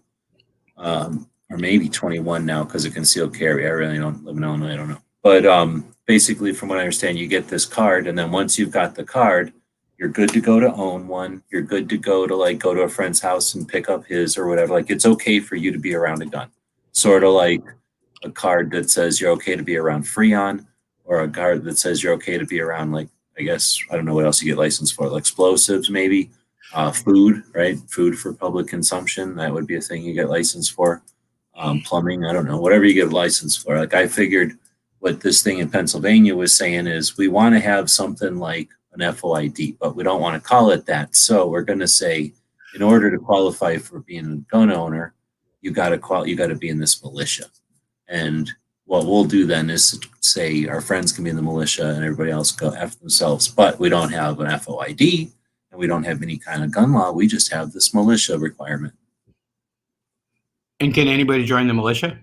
And it's like, well, I see, that's the way it was described to me. It was like supposed to be this like boys club where if you're in the militia, then you get all these different guns or whatever, sort of like a private, like a posse, I guess, like a private friend of the, you get a nod. Like if you come in and you know how to touch your nose and wiggle your elbow, then, you get you're in, somebody told you how to wiggle your elbow, so you got in, kind of thing. And I don't know if they were telling me that, like, that's a good thing because it's wink, wink. All the gun owners can get anything we want. We're just like in, and then the bad guys don't learn how to wiggle your elbow, I guess. Or if it's like, hey, yeah, we're going to just set it up like this, and then they just don't tell anybody how to wiggle their elbow. They don't tell anybody the secret knock. And then, yeah, we have it all set up. It's just that we're not telling anybody how to use the system. So I don't, I don't even know if I'm listening to the same story about it. Because that's one of the problems. I think we're talking about the same thing, G. And that's one of the problems, though, is from what I've heard and been able to find, there's nothing really describing how they're going to accept people into this militia or turn them away. So some people are worried that because a lot of the stuff that they're using to try and entice people into being part of the militia are left-wing ideologies like tuition reimbursement and things like that. I mean, there's a lot more to it. That's just the first one that come off the top of my head. So with those incentives that they're trying to throw out there, I think a lot of people are worried that it's going to be more left-leaning entity.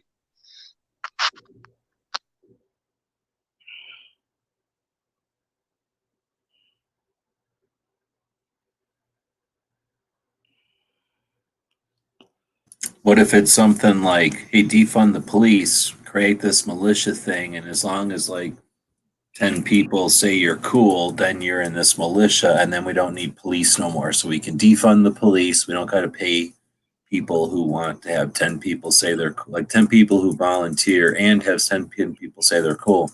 Like, that's just our new police. We don't have to have any, like, we don't, Does the state have any requirements? Because there's no obligation on our end. Like, we don't have any responsibility. There's no requirements. We don't care if they're qualified because there is no qualifications. Like, everybody wanted it this way. That's how you got it. Now that I described it, I kind of like it. But anyway, is it something like that? Like, hey, we want to get rid of the police, and here's how we're going to do it. We're going to say, here's this community police list, and if you want to be on it, here's some rules to get on it. And then now we don't have police anymore. That's one of the thoughts, because some of the powers that they're giving this militia would be some of the powers that police would have, but they're not so much legal, just kind of relieving them of some of the duties that they have that they probably shouldn't have to take upon themselves. Now, if it's like, I sign up for this militia, right? Let's say I sign up for this Pennsylvania militia, and now I can buy whatever kind of gun I want because NFA doesn't apply to me anymore, and they're going to relieve me of the responsibility of paying taxes, so I don't have to pay taxes anymore. I'm signing up. Oh yeah, that'd be great. Unfortunately, we still have to do the NFA stuff and all that. But instead, what they're wanting to do is, if you're not part of the militia, what they're deeming high-powered weapons, which is a very broad definition that they're giving in this bill. Like the high power from Browning, who invented all guns, is a 9mm. So anything over 9mm would be high power. Yeah. Let's say, unfortunately, one of the things that I believe they had listed was anything with a brass case. Those are the worst kind of bullets, dude. That horse is running around with a machine that makes those kind of bullets without any kind of license. No police knows how many bullets he makes out of brass cases. Millions. He's got a machine that's literally from Hollywood. There you are, Dead Horse. Have you seen the bullets from Hollywood? Those are the kind of bullets that blow up cars. Those are the ones that are super silent too. That's true. Oh yeah, they are. It's all Dead Horse's fault. Look, you scared Knives away because of your violence. Easy. Knives was in here? So yeah, we can get out the chocolate now. Yeah. We keep it in the refrigerator so it doesn't get all melty before Knives gets out here. But don't. Now that he's gone, we can unwrap that chocolate and pass around a big ass bowl of different kind of M&Ms, and then there's another bowl of unwrapped Reese's peanut butter cups. Help yourself.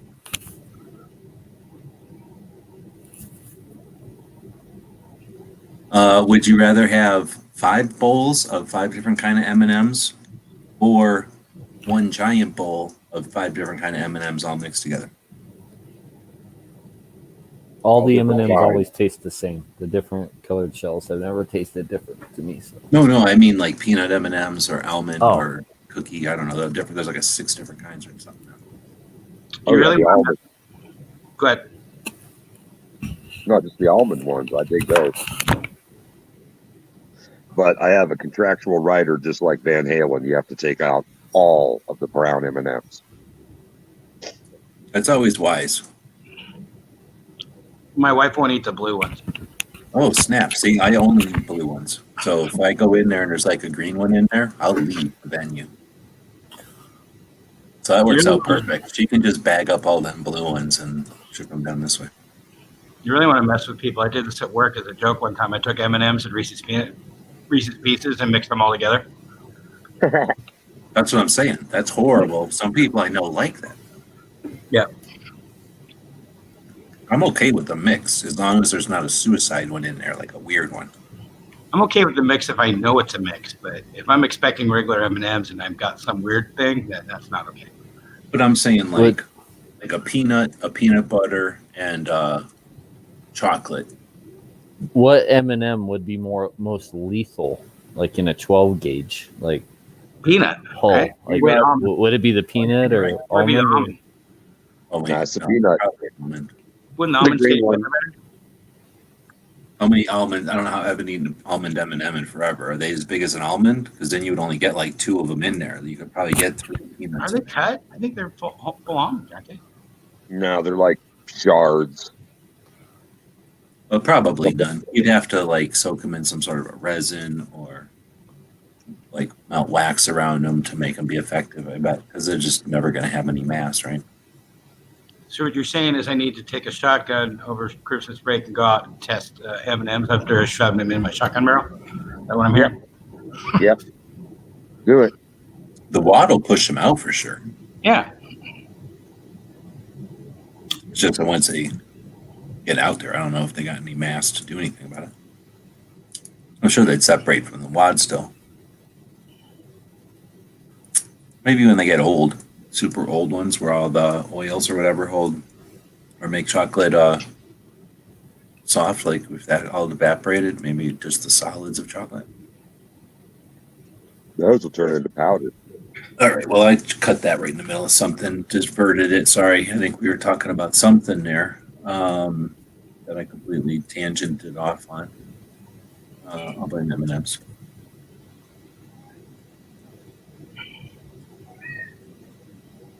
Okay, any other topics? I think I ordered the rest of John Lott's books. Ordered the rest? There's a few of them, so... Yeah, I did start with if I'm going to read about John Lott, I got to start with the beginning, right? The 98 one.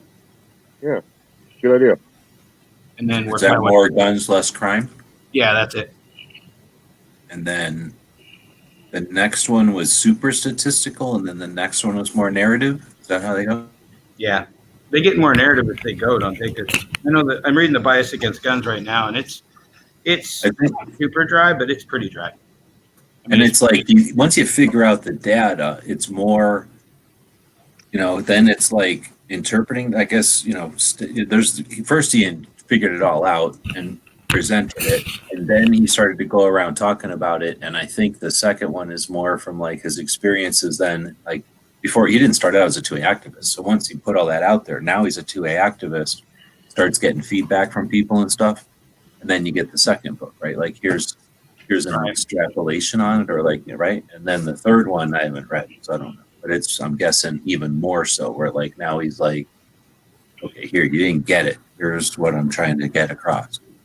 Right. Because that's what I get from him, is that he's continuing trying to get stuff across that we're not getting. Yeah, and I ran into a couple data problems, but some of them are minor. One's fairly major, in that he's quoting a study that him and his buddy did, and he doesn't have the original table because people ask him for the original data, and he said it was on a hard drive that crashed, which happens, but it makes suspect of, since you can't replicate it, should you be quoting in your book? I quote tons of stuff I can't back up. Yeah, but you're not John Lott. Yeah, that's true. I'm hardly ever on national television as an expert anymore. Yeah. And then I'm finding when he makes a major claim, usually it's a claim of a study. I got to go look up the study of their stats, so it's taken a while to read it. But I'm really enjoying it.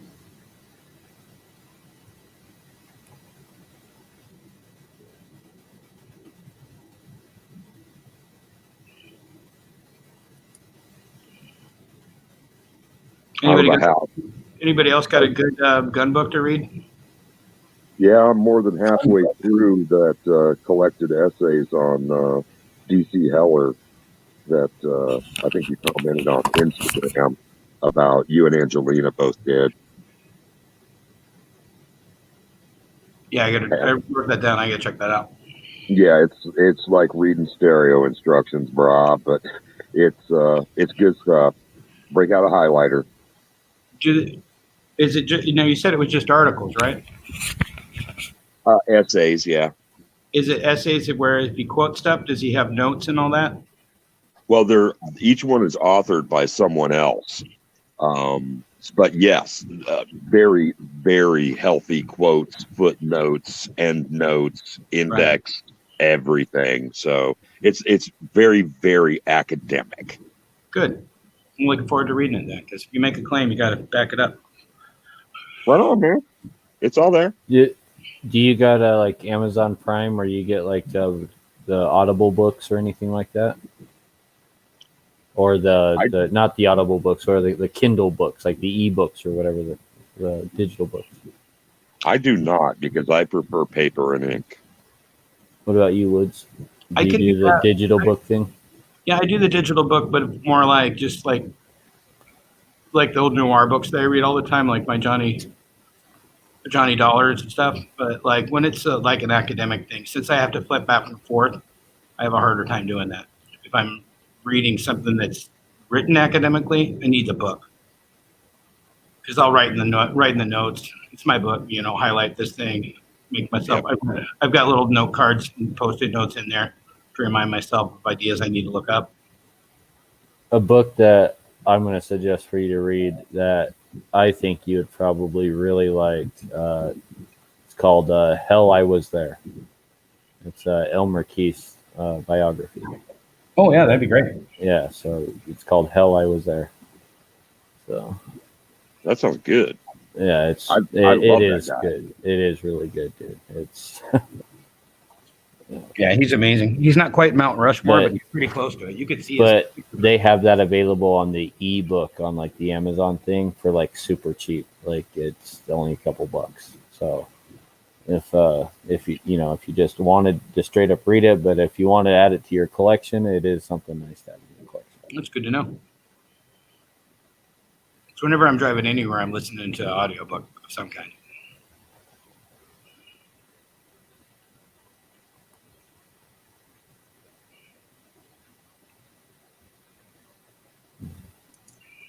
All right, since we're talking books, I'm going to open up this. Well, I guess I'll open it up a little bit smaller so we'll still see the chat. But this is a project that I worked on in 2019. And ideally, I was going to have a deck of cards with a book on each deck or each card of the deck. That would be a worthwhile book to read or to have in a Second Amendment library. Where you been hiding? Well, there's just no way to do it because the thing was I was going to do that, but then this is 115 cards, so that turns into like a $50 deck of cards, right. And that makes it impractical. But if I go to something like open with regular photo, now I think I can open it to where you might be able to actually see it. It might be worth something. And I can flip through them. So what I did is I just started with the books I knew and then asking people. I don't know if you remember in 2019, I might have been asking everybody books you like. And then digging around and looking and trying to, like anything, you can dig around. Once you start asking questions, you find people are really into things. I'm going to move this over. Maybe that's a little bit easier to see. So this is 115 of them. If you're down, I'll just flip through them, unless you don't want to. Yeah, let's do it. Oh, totally. Roll. All right. So this one starts with Wingate's rifle practice in 1876. So one of the guys who invented the NRA was a writer, and he made this book. Now, I'm not saying this is the first book. This is just where I started. So there's probably books before it. You get the rifle, and I've got the stuff down here. I should say there is Garrett, I think, asked me to make a couple of decks, and I made it. So I own a deck, and then he owns 2 decks of this. So anyway, you can't really tell from this, but these are cards. So at the bottom of this card, it talks about the others, which was one of the reasons I made it into a deck of cards, because something like this, which you'll see in a second, evolves and becomes other things. And it just, to me, that's a pain in the ass when it's a book, because you're just saying, you got to flip back and forth and try to remember.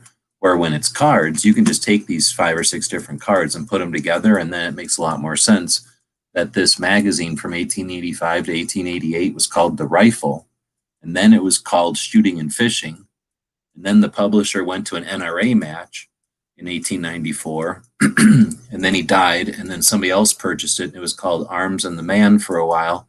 2 years later, it was moved to, or NRA moved to Washington, D.C. from New York, bought this thing, and now it was called Arms and the Man. It was sold to the NRA for $1.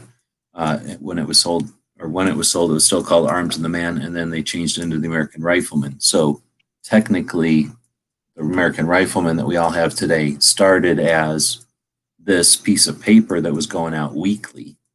And can you imagine in 1885 somebody publishing something weekly? Like, how important was guns to people in 1885 that there was a weekly periodical. I'm assuming it was in New York, but still. Thing is that New York was the biggest city on the planet, but still, there was a weekly publication about rifles back then. This was shooting and fishing, and then this is something different. So this was, so it all gets really, similar. For me, at least, it's difficult to keep these track of these. Shooting and fishing is one of the NRA successors, right? But then Field and Stream is separate, and that starts coming out semi-monthly in 1895. So keep in mind, primers were invented in 1850. That's how I keep track. No, sorry. Yeah, no, primers were invented in 1850. 22 short was invented in 1870. Is that how it works? Let me grab it. So this is just after primers are invented. Or excuse me, not primers, but cartridges, sorry. So right here is when, so we already have a book way before, well, right around when cartridges are being invented. I also don't know when the printing press was invented. Maybe I know when the printing press was invented. I mean, I'm guessing it had to be before 18 something.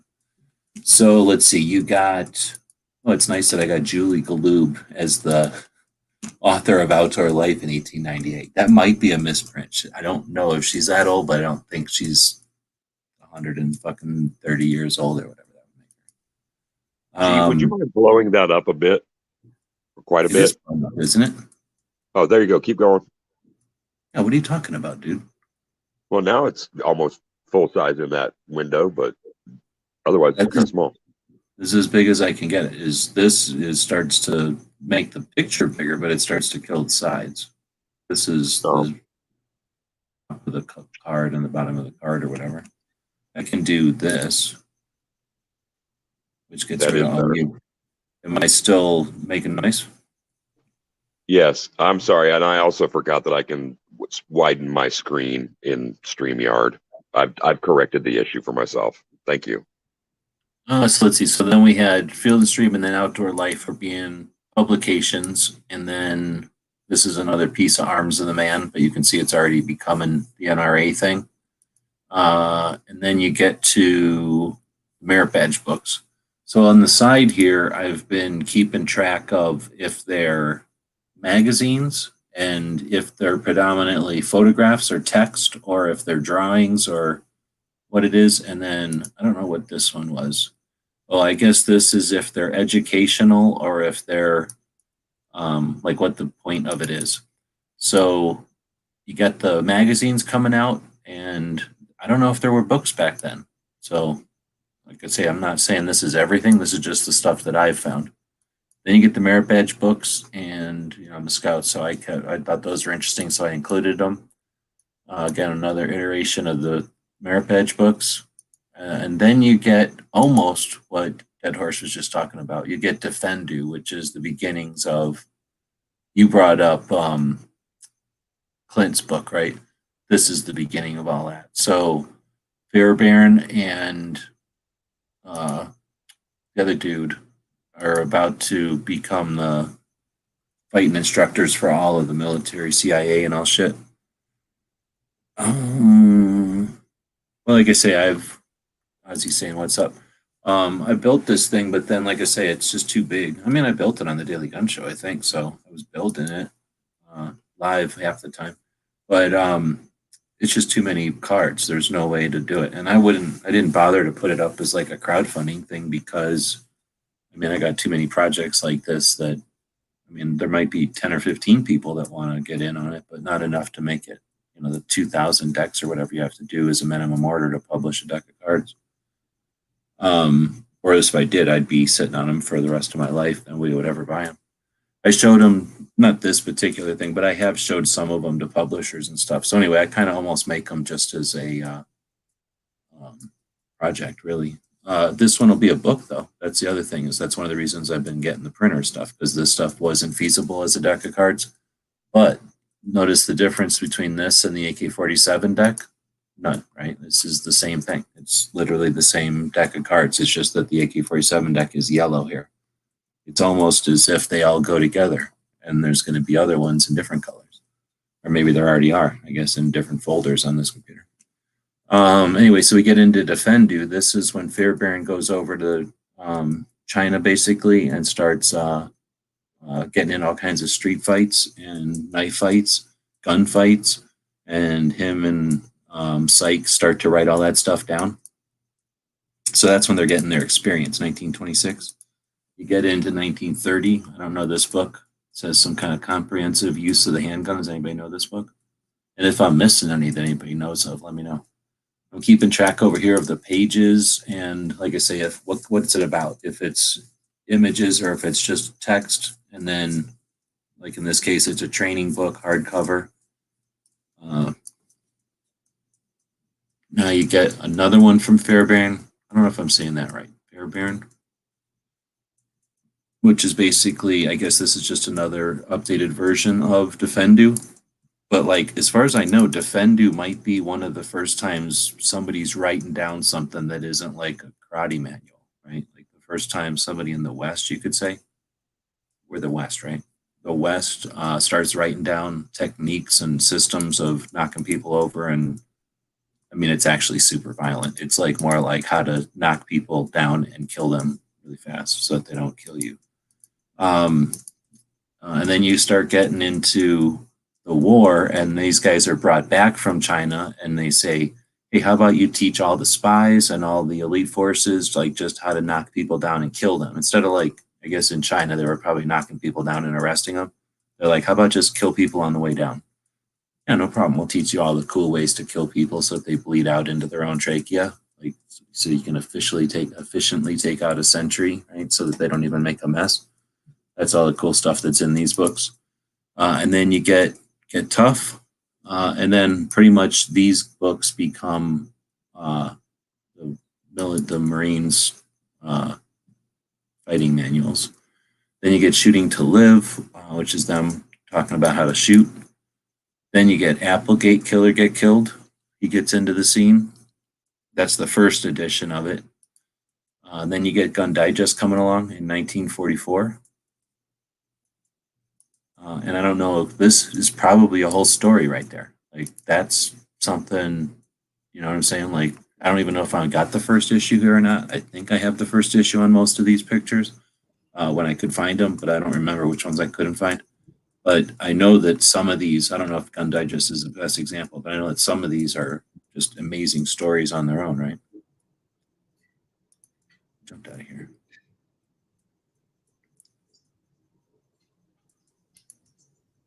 Did somebody leave? Oh, that's just EJ getting kicked out. So then we got Shotgun News, started in 1946. I had no idea. I figured this out when I was doing this thing.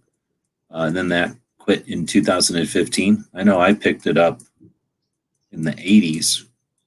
So I've seen a good chunk of Shotgun Newses, I guess. Yeah, I thought that maybe started in the 60s. I wouldn't have guessed 45.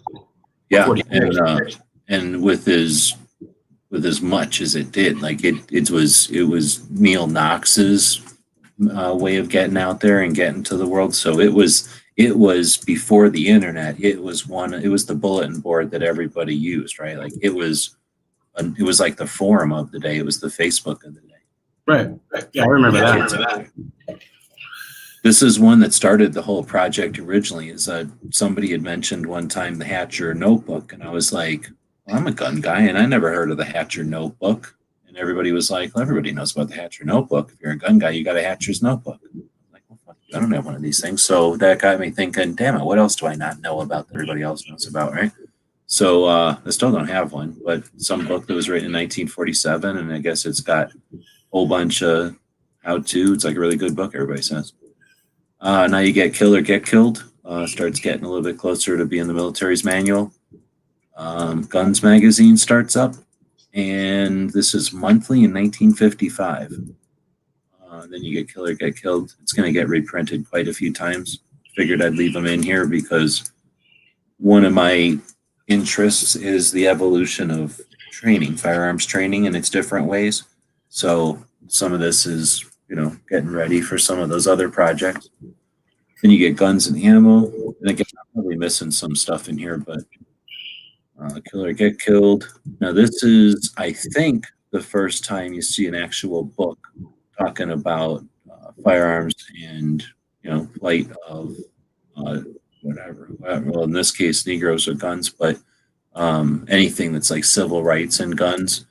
Now, there's got to be something with females. I don't know if there's any books or if it's like if there's. I don't know. Cartridges of the world. Man, I don't know. When I did this, I wasn't thinking ammo so much. I really don't think this is the first ammo book, though. I think I found more ammo books. This is no second place winner, and I forget how this all stacks up. Bill Jordan was the dad or uncle of somebody. Was he the uncle of Kasul? Or who's the 44 guy? Who made the 44? I can't think of it. Why am I drawing a blank? Who made the 44 Magnum? Come on. Revolver guy. No one? Wasn't it Keith? Elmer Keith. Is this Elmer Keith's uncle? I don't know. But I know Bill Jordan's a big deal. And I think he is also due to hung around with gun sight guy. Hand loader. So 1966. Again, I don't know if this is the first one or not. I can't be though. It can't be because from what I discovered, this was all built in 2019. I didn't do the 50 states of 2A until this year. So this is a year before I did the 50 states of 2A. What was I going backwards for? I was going to say I know that all the ammo manufacturers started up at the end of World War II because of either the surplus of ammo components and the lack of anything other than ball ammo, right? Like everybody was like, we don't need to use ball ammo. We're sick of ball ammo. Nobody was making it commercially yet. So basically all the ammo companies that are big today started at the end of World War II, and they all were reloaders. So there's no way that this is the first reloading book in 1966. There had to be something. Dead Horse, you know when the first reloading book was? He said he'd be right back, but I don't think he's there. Oh, that was him. Okay. So then because DJ jumped out, this was one of the scout books. Then you get this one. Another reason I wanted to put all this together in this format was, does anybody know what this one is? You've talked about it before. Yeah, because I don't remember. That's one of the reasons I'm asking. I think this is just the one that started off the whole 1968 thing. Sons of bitches. This is kind of neat. You can get this for like $7 on eBay. I think I bought it. Wait, did I buy it? Was I gonna buy it? I don't remember. I find shit like this when I'm dirt poor. Like I don't have $1. Is when I find shit like this, and there's $7 on eBay all over the place. I don't remember if I bought one. I feel like I bought one, but I just don't remember. Anyway, it's basically the first edition, the first issue of these 4 iterations that became the National Rifleman. And for some reason, I feel like I own it because it's not normal size of a magazine. It's kind of big, like a Life magazine, kind of oversized for a regular magazine nowadays. Because I guess that's how they were back in the day. And it's like a book cover, but then it's newsprint inside. So they're not like actual old print, but they're printed in the style of old print, of like an old Shotgun News. So they're really not that good, but it is interesting to see. I think I got one. Either I got one or maybe I knew what it was, and I know I've picked it up and fiddled with it. So I might have just picked it up at a show or something now that I knew what it was. I can almost remember fiddling with it. But it's only the first American Rifleman. It's really not that interesting. But anyway, about $7 or something on eBay.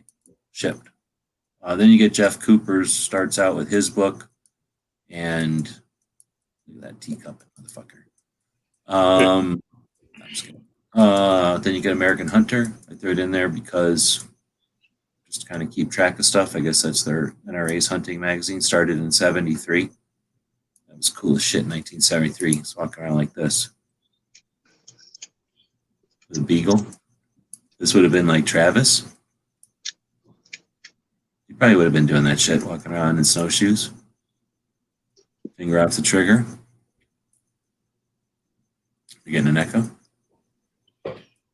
Oh, you're seeing. Okay, and then get back out. Some of these, I didn't know how many pages they were, so I guess that's why some of these are blank. You get Dane's infantry weapons. I don't know if anybody else ever paid attention to those, but I guess they started in '74. I used to look at those when I was a little kid, before there was internet. American Handgunner started in 1976, and again, I'm convinced that there's more to this. The beginnings of these, like this magazine had to start for some reason, right? Like it was something that was going on in 1976 where they decided, okay, let's start getting another magazine on the scene. That would be an interesting story. The bicentennial? Yeah, but I'm thinking it was probably, that was 1975 is when the Gun Owners of America and I don't know, there's like 3 or 4 that all started right then. Second Amendment Foundation, and a couple of the state ones that are still around started in '75, and that's like 10 years. It's like 6 years after '68, and if it was like staggered, I'd be like, okay, '68 caused them. But the problem is that I'll be sitting around minding my business, and I'll be talking to some old guy at a gun show, and I'll say something like, this orange looks ripe or some shit. And he'll be like, oh, in 1968, you had to do this and that in order to have an FFL. And I'll be like, what? I never heard that before. What the fuck? Like, what the hell does this come from?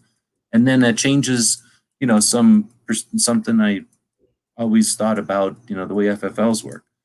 So that's what I'm suspect is going on. It's just that I've never known what to ask the right old person that would know it off the top of their head or kind of remember it. But I think there's something went on back then. My suspicion. Okay, so then Flaterman's was basically a what do you call like a buyer's guide, right? Like not a buyer's guide, a price guide, I think. Then you got Masada Ayoub's book coming out. Now this one is. I guess this one was, I forgot exactly. I should have wrote it down here. I don't remember what this one was. It was something. And from a couple of articles I read that were like, they were articles written for anti-gun people, fluffing them up about how great being anti-gun is. And they referenced like the first time this and the first time we got this win. So I included a couple of those magazines because those are like the hero magazines for the anti side. Let's see. Then we got another Scout Manual. At some point, the Scout Manual split into a shotgun and a rifle, separate. This was still when I was a kid. I think it was still both in the same book. I'm pretty sure I used that one. This is the first time assault weapon was ever used, and that's interesting. I own this copy. I think I did a video on it. It's an interesting article. It's as if like nowadays when you're writing, if you're building a web page or if you're writing an article, you're going to use as many iterations of a phrase as you can because you want to catch as many mechanisms on the internet that are out there searching, right? Search engines might be looking for assault gun, or they might be looking for machine gun, or they might be looking for machine pistol, or they might be looking for assault pistol. They might be looking for any of these combos. And if you can include as many of those word combos as you can in your article, then they're going to have the best chance of finding you. At least that's one theory. Like whether or not that pays off, it's up to spec.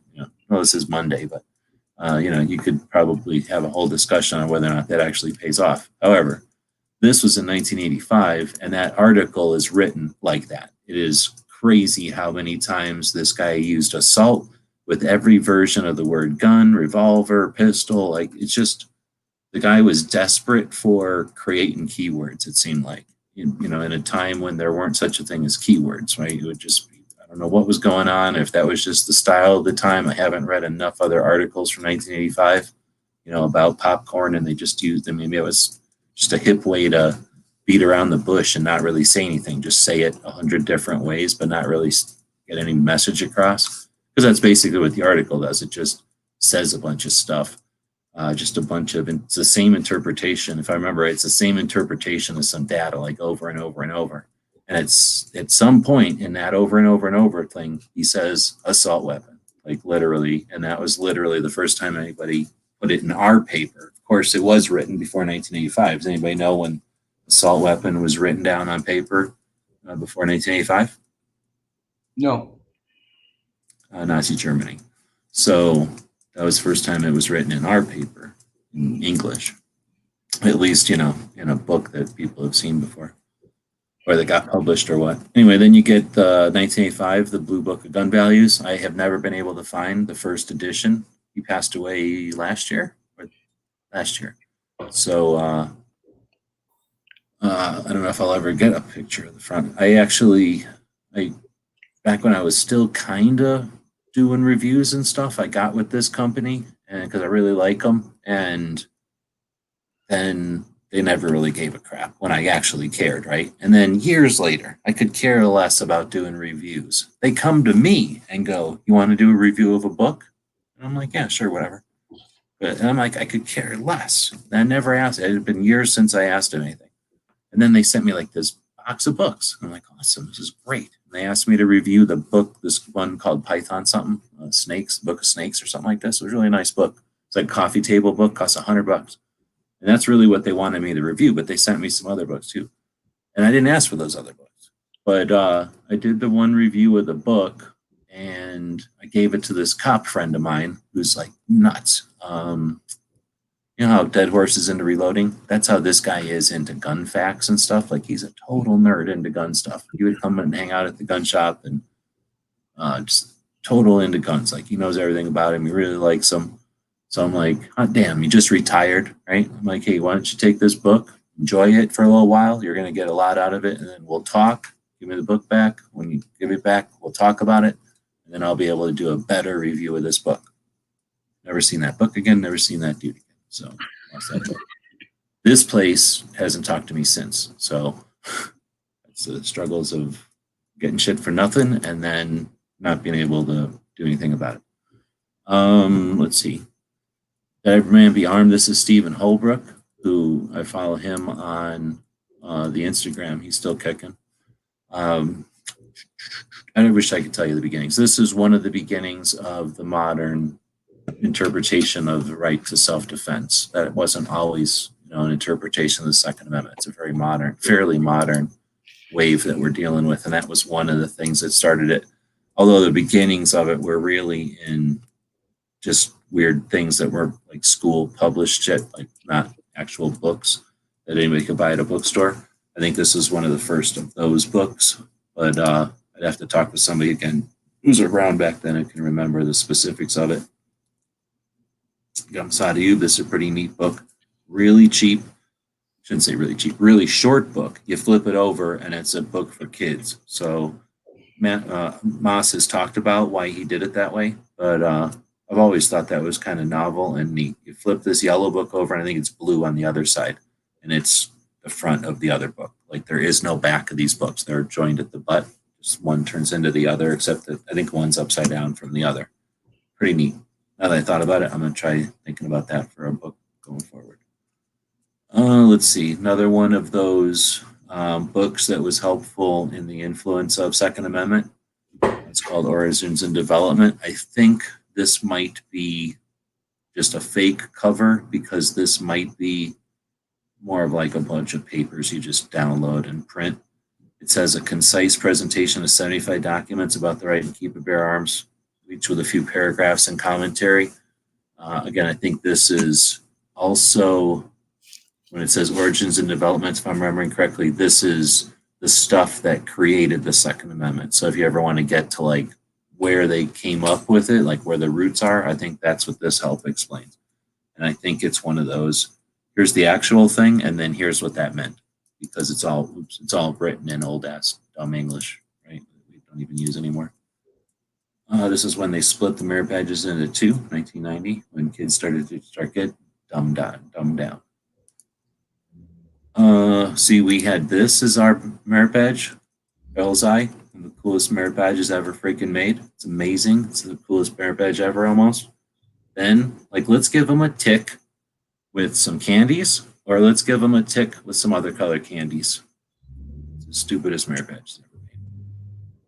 Let's give them a thing for black powder, even though they're shooting shotguns. Let's give them a thing for muzzle loading with some cartridges. Like, let's encourage dumbassness. Stupid. So you could tell the scouts were getting shitty in 1990. Idiots. Gargantuan gun site gossip. So I don't know anything about this other than it was another one of Jeff Cooper's books. So I threw it in here, but I'm not claiming every book is worth grabbing or whatever. Here's your rifle shooting book.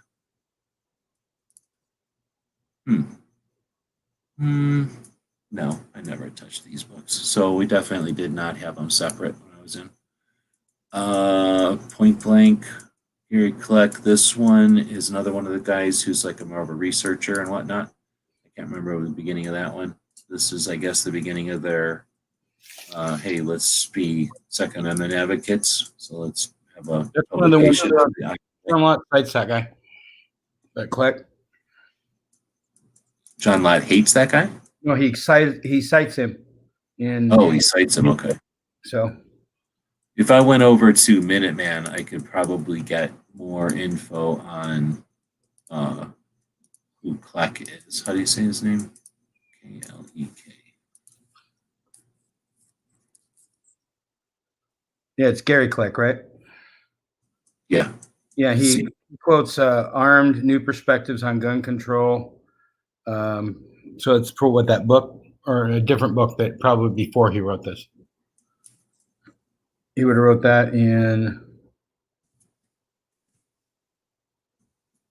what does it say? Usually you give in, 2001. So it's much after this one. How do I not have this guy in here? I would have thought I had him in here as an activist, or as an author, maybe.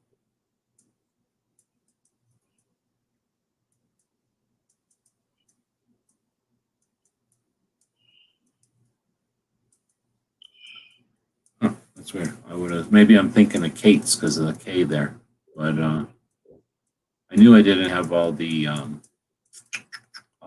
firearms instructors in here, but I thought I had all of these kind of people. So I got to go figure out what that guy looks like and get a cartoon of that guy. It's like that. It's the ILA's thing.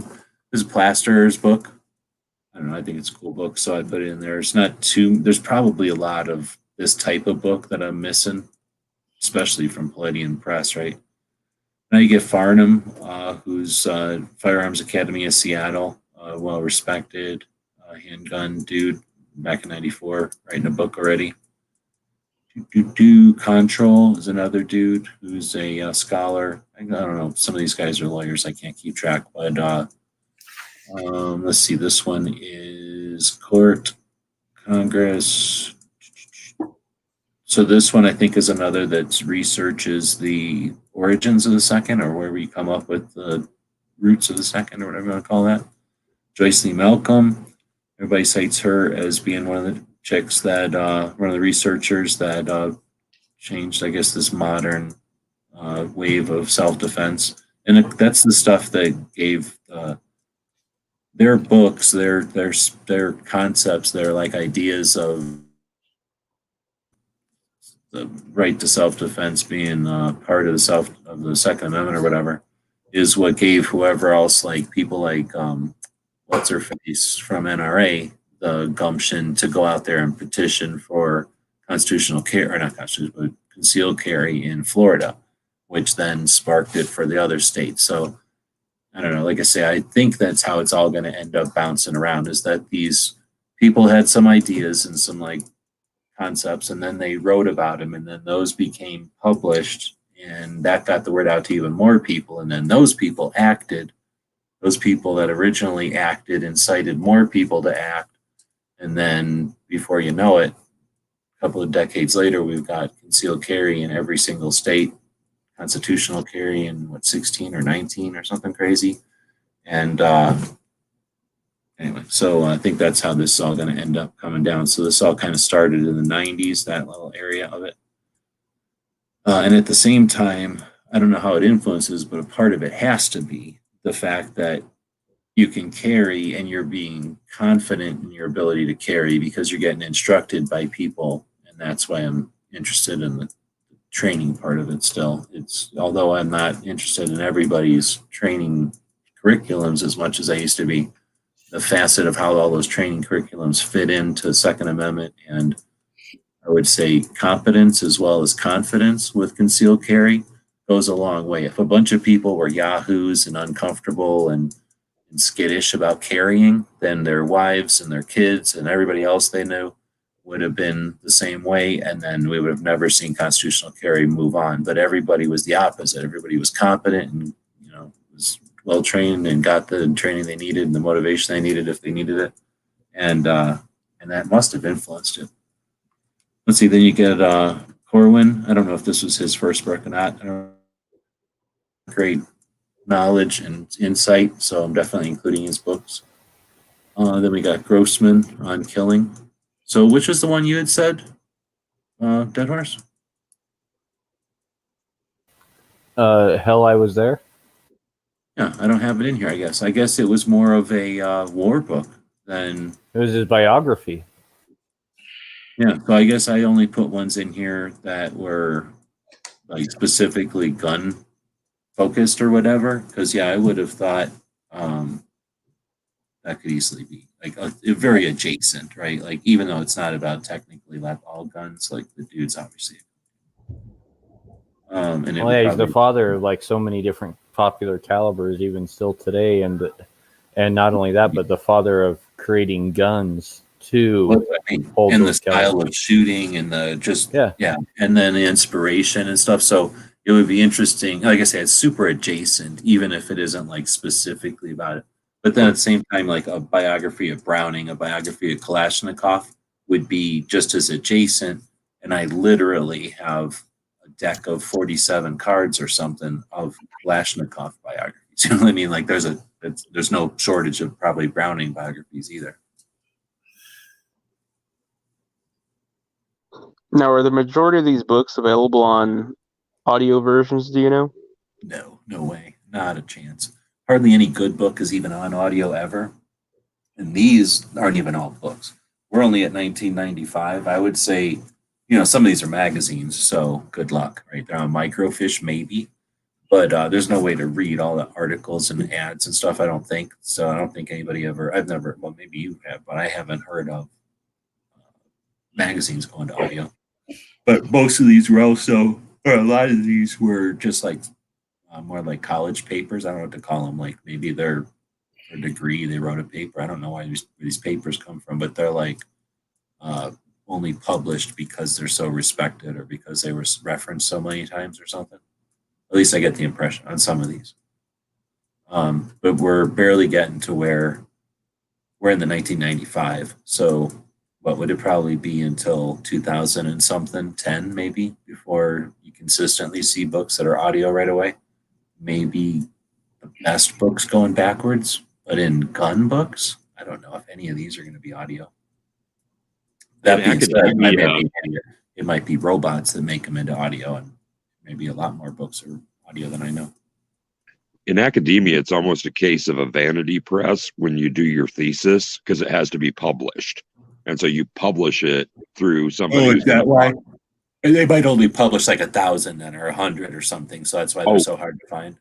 Yeah, you're lucky if you get 20 or even 10. You have to have one left at in your department and one at your university library. And of course, it's always a good idea to send one to the Library of Congress. But after that, it's usually whoever helped you bankroll the damn publishing in the first place and relatives and friends. You're out of book. That makes a lot more sense because I would see something and I'm like, well, that, sometimes I'd see a picture of it. And I'm like, okay, I know it's published because I can see it there. But then everywhere else I find it, it's just pages. And I'm like, well, dang, what the hell? I use a feature on my phone called text to speech all the time. And it'll just read me like whatever's on my phone, like page after page after page. So I've downloaded a couple PDF books and stuff and literally had my phone.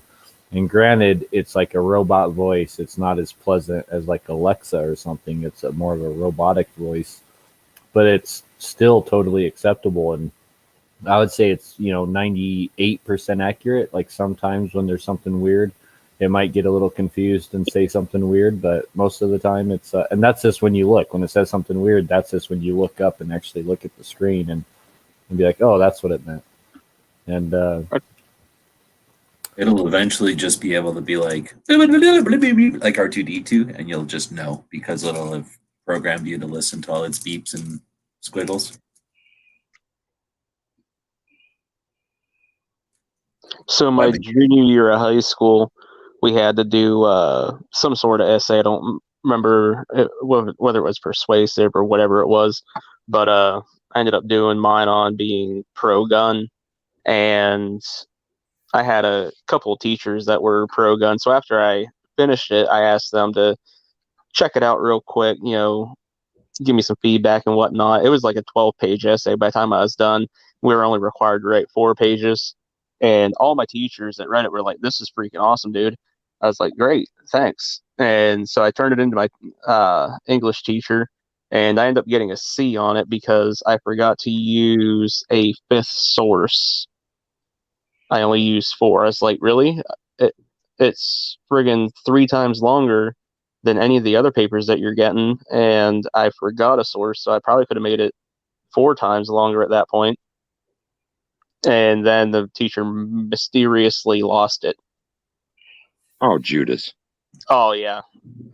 I really wish I had it because, like I said, the feedback that I got from a couple of the pro-gun teachers that checked it out for me, proofread it, all that good stuff, that they said it was freaking awesome. And at that time, I wasn't really thinking, oh, the teacher is probably anti-gun or something. But then looking on it later on, I was like, yeah, she's probably just anti-gun and looked for any reason to give me the C. And then, like I said, all of a sudden it got misplaced and she lost it. Yeah, you got to watch No those. integrity. They're shady. Yep. No integrity. I did a paper in chemistry, and the title of my paper was Ferritic Application to Recording Media. And the girl who sat next to me, who did her paper on vitamin D, got an A. I got a C. And this guy, this was back, pre-word processor days. So this was all typed. And that son of a bitch would draw a red line down the center of every page. He said it was because that's how he read them. But what we found out later was that he did that so that somebody else, somebody younger, couldn't just submit it as their own. And for my topic, I thought that was just ridiculous. I did university library research and wrote essentially a treatise, and I just felt abused by that guy. That was ridiculous. So I dropped it at semester. Yeah, it's no good when that happens. One of the resources we had. What's that? Oh, sorry. I was going to say, it sounds like he's the guy to ask about Faraday cages, like protecting electronic equipment, then maybe against an EMP. Like, that would be a good discussion one time. For sure. Too bad they're banned, outlawed. What's banned? EMPs. Oh, they're a weapon of mass destruction, right? An EMP. Yeah. You will be in Leavenworth in a minute. Yeah, and it doesn't have to be one that like does a country. Like you can do one that just does like a block or something, and like it's considered like a weapon of mass destruction, I think. And domestic terrorism. Yeah. Or the sun. That's all the keywords we don't need to ever say on a live chat. So now we'll go to the origin of the Second Amendment. Document history, Bill of Rights, blah, blah, blah, by Young. So another scholar, you could say, researcher. And let's see, reprints every original source about the origin of the Second Amendment from 1787 till 1790. So, wow, only an amazing 3 years of documentation. That sounds like a lot, but it's 3 years. Let's see, then you get Aaron Zellman, who started JPFO, and this was one of their newsletters. I don't know. Have you guys seen the JPFO comics? I guess is the way to call them. No, I haven't. No. Oh, nope. Snap. All right. So You've been to, I don't know where you would find them anymore. I guess in Vegas, there used to be like places back in the day, at least you would go to places and there'd be like the little booklets or where the hell do you see them? Like sometimes, trying to remember, like at bus stations back in the day, sometimes in hotels, you get the little religious, little booklets that I don't know, some church or some organization would make them by the billions, I guess, because they're fairly common. People would find them laying around. Oh, you know where like stuck in a phone booth, sometimes like around a payphone, they'll be like jammed in a corner or something, for people to take and discover or whatever, get the word out. Anyway, they're almost like that. They're sort of, they're a real mix between a brochure and a book. Like they're still a book. I forget how many pages they are, but they're almost like a newsletter. They're almost like maybe 6 pages big or something, like 3 pieces of paper folded in half. They're not real big, but they're just a little bit more meaty than just a single page brochure or something. And I think I'm pretty sure they were stapled. So again, they were a little bit more bookish than just a folded piece of paper, but they were basically kind of hand drawn like this kind of comics. It was Grandpa Jack. And most of the time he was talking to his kids and wasn't quite gun safety. It was just sort of like a step beyond gun safety. It was 2A amendment awareness, I guess.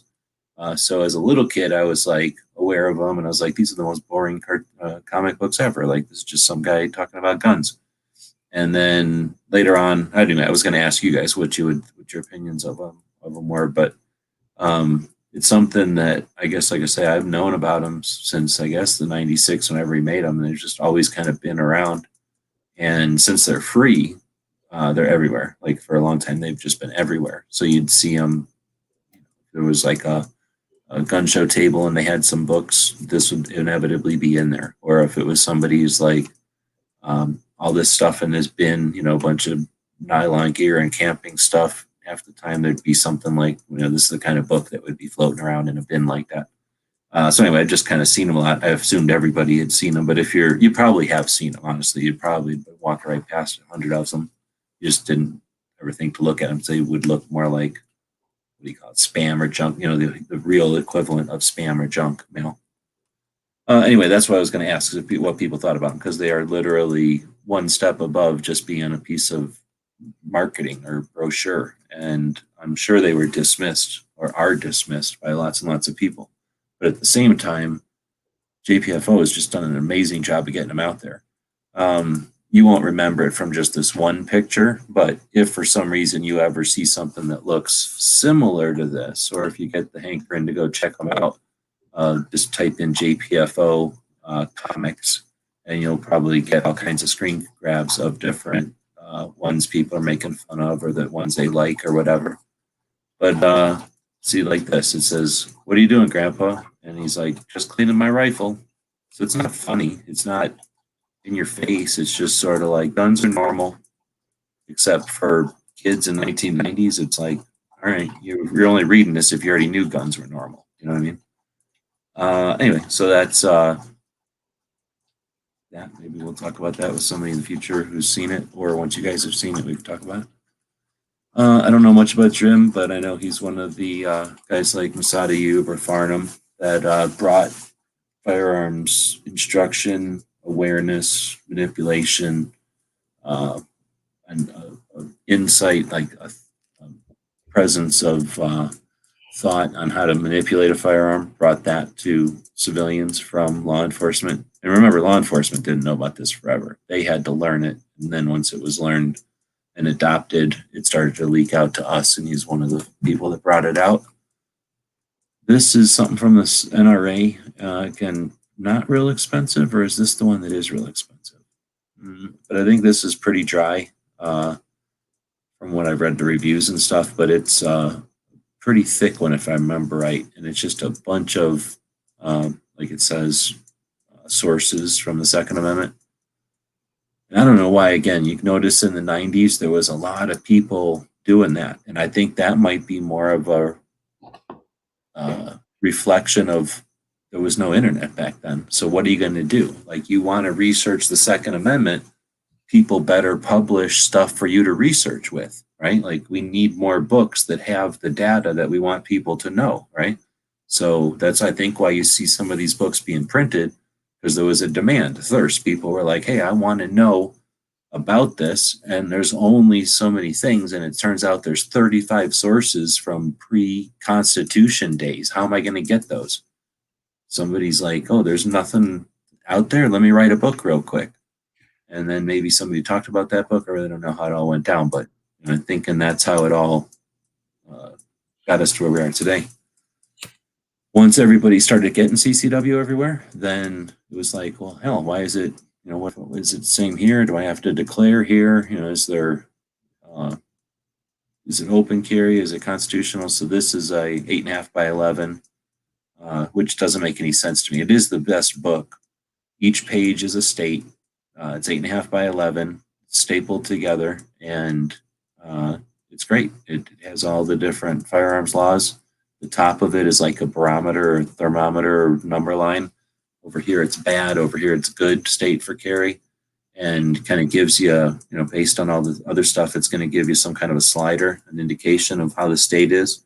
And then it has all these little bullet points at the top. It says, I don't have a picture of it, it's just a card, but it has some bullet points at the top that'll tell you the important stuff, if it's got open carry, if it's got concealed carry at all, if it's constitutional, the important stuff.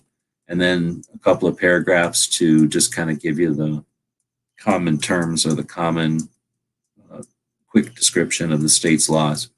So it was really good. It's just the only real problem I had with it, it was huge. It was 8.5 by 11, like a giant book. It would not fit in anybody's glove box ever if they would have made it like the size I make my books, 8.5 by 11 folded in half, whatever that is. Cargo pocket size. That might fit in a glove box somewhere. And that's where this book would be most useful.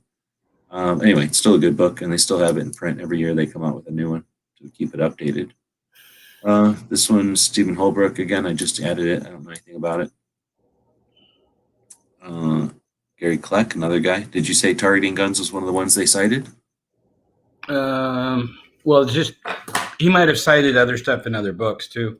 Yeah, I don't know how many books we got in that. I'm just saying that he quoted that author. Now, this is basically a book called Bulls Guys Don't Shoot Back. But from what I understand, it's Applegate. And it's just like maybe this isn't. I was going to say, I thought this one was just a kind of a republishing, but with a little bit of commentary. And that might be what it is, because he was getting older at this point. So there's our More Crimes, Less Gun, that one that we were just talking about from Lot. That was from 98. Got Applegate doing Close Combat Files. Ken Blanchard, 2000, makes this thing. And I did give him shit in an interview that his flag is held or hung wrong. And he said, he explained that, I think, in a decent way. So this one, I own this book. This one is one that I think is often cited enough that I bought it. Arm New Perspective on Gun Controls. Have you seen this one? Very inexpensive. It was like $6 shipped or something on eBay. But this, what you guys were talking about before, little samples of information or whatever. I believe that's what, if I remember right, that's what this one is. Let's see. Zellman, so JPFO guy. Never read this book. It's called Death by Gun Control, Human Cost of Victim Disarmament. Let's see. Larry Pratt. I just included it because he's the guy who was the president of Gun Owners of America since its founding, pretty much 1975, up until he went on that one guy's show and said that kindergartners should have guns. And then, amazingly, he got taken off of the scene completely. But he did write a book back in 2000. There's Sandy Stanford, another firearms instructor that everybody respects, or most everybody respects. Do you guys know about Wiley Clapp? Anyone? No? Yep, I know about Wiley Clapp. Me too. So I didn't know nothing about Wiley Clapp, but I was standing around one day at SHOT. I forget what year. It had to be since 2000. And no, it was in Florida. It might have been in Florida. And Colt had come out with something, an old gun. And I think that's how it went down. And this old guy was standing there, and and I can't exactly remember anymore. So basically, Wiley Clapp was nice to me. I was a young little kid, just minding my business, trying to figure out how to do stuff.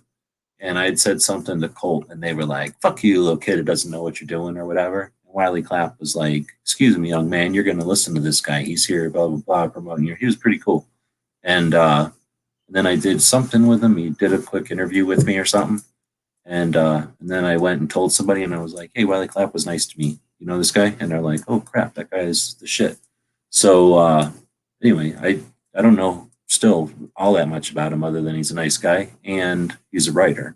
But I think he's a lot more than a writer. I think he wrote for everything, American Rifleman, and man, I think he probably wrote for like every gun magazine there was probably back in the day.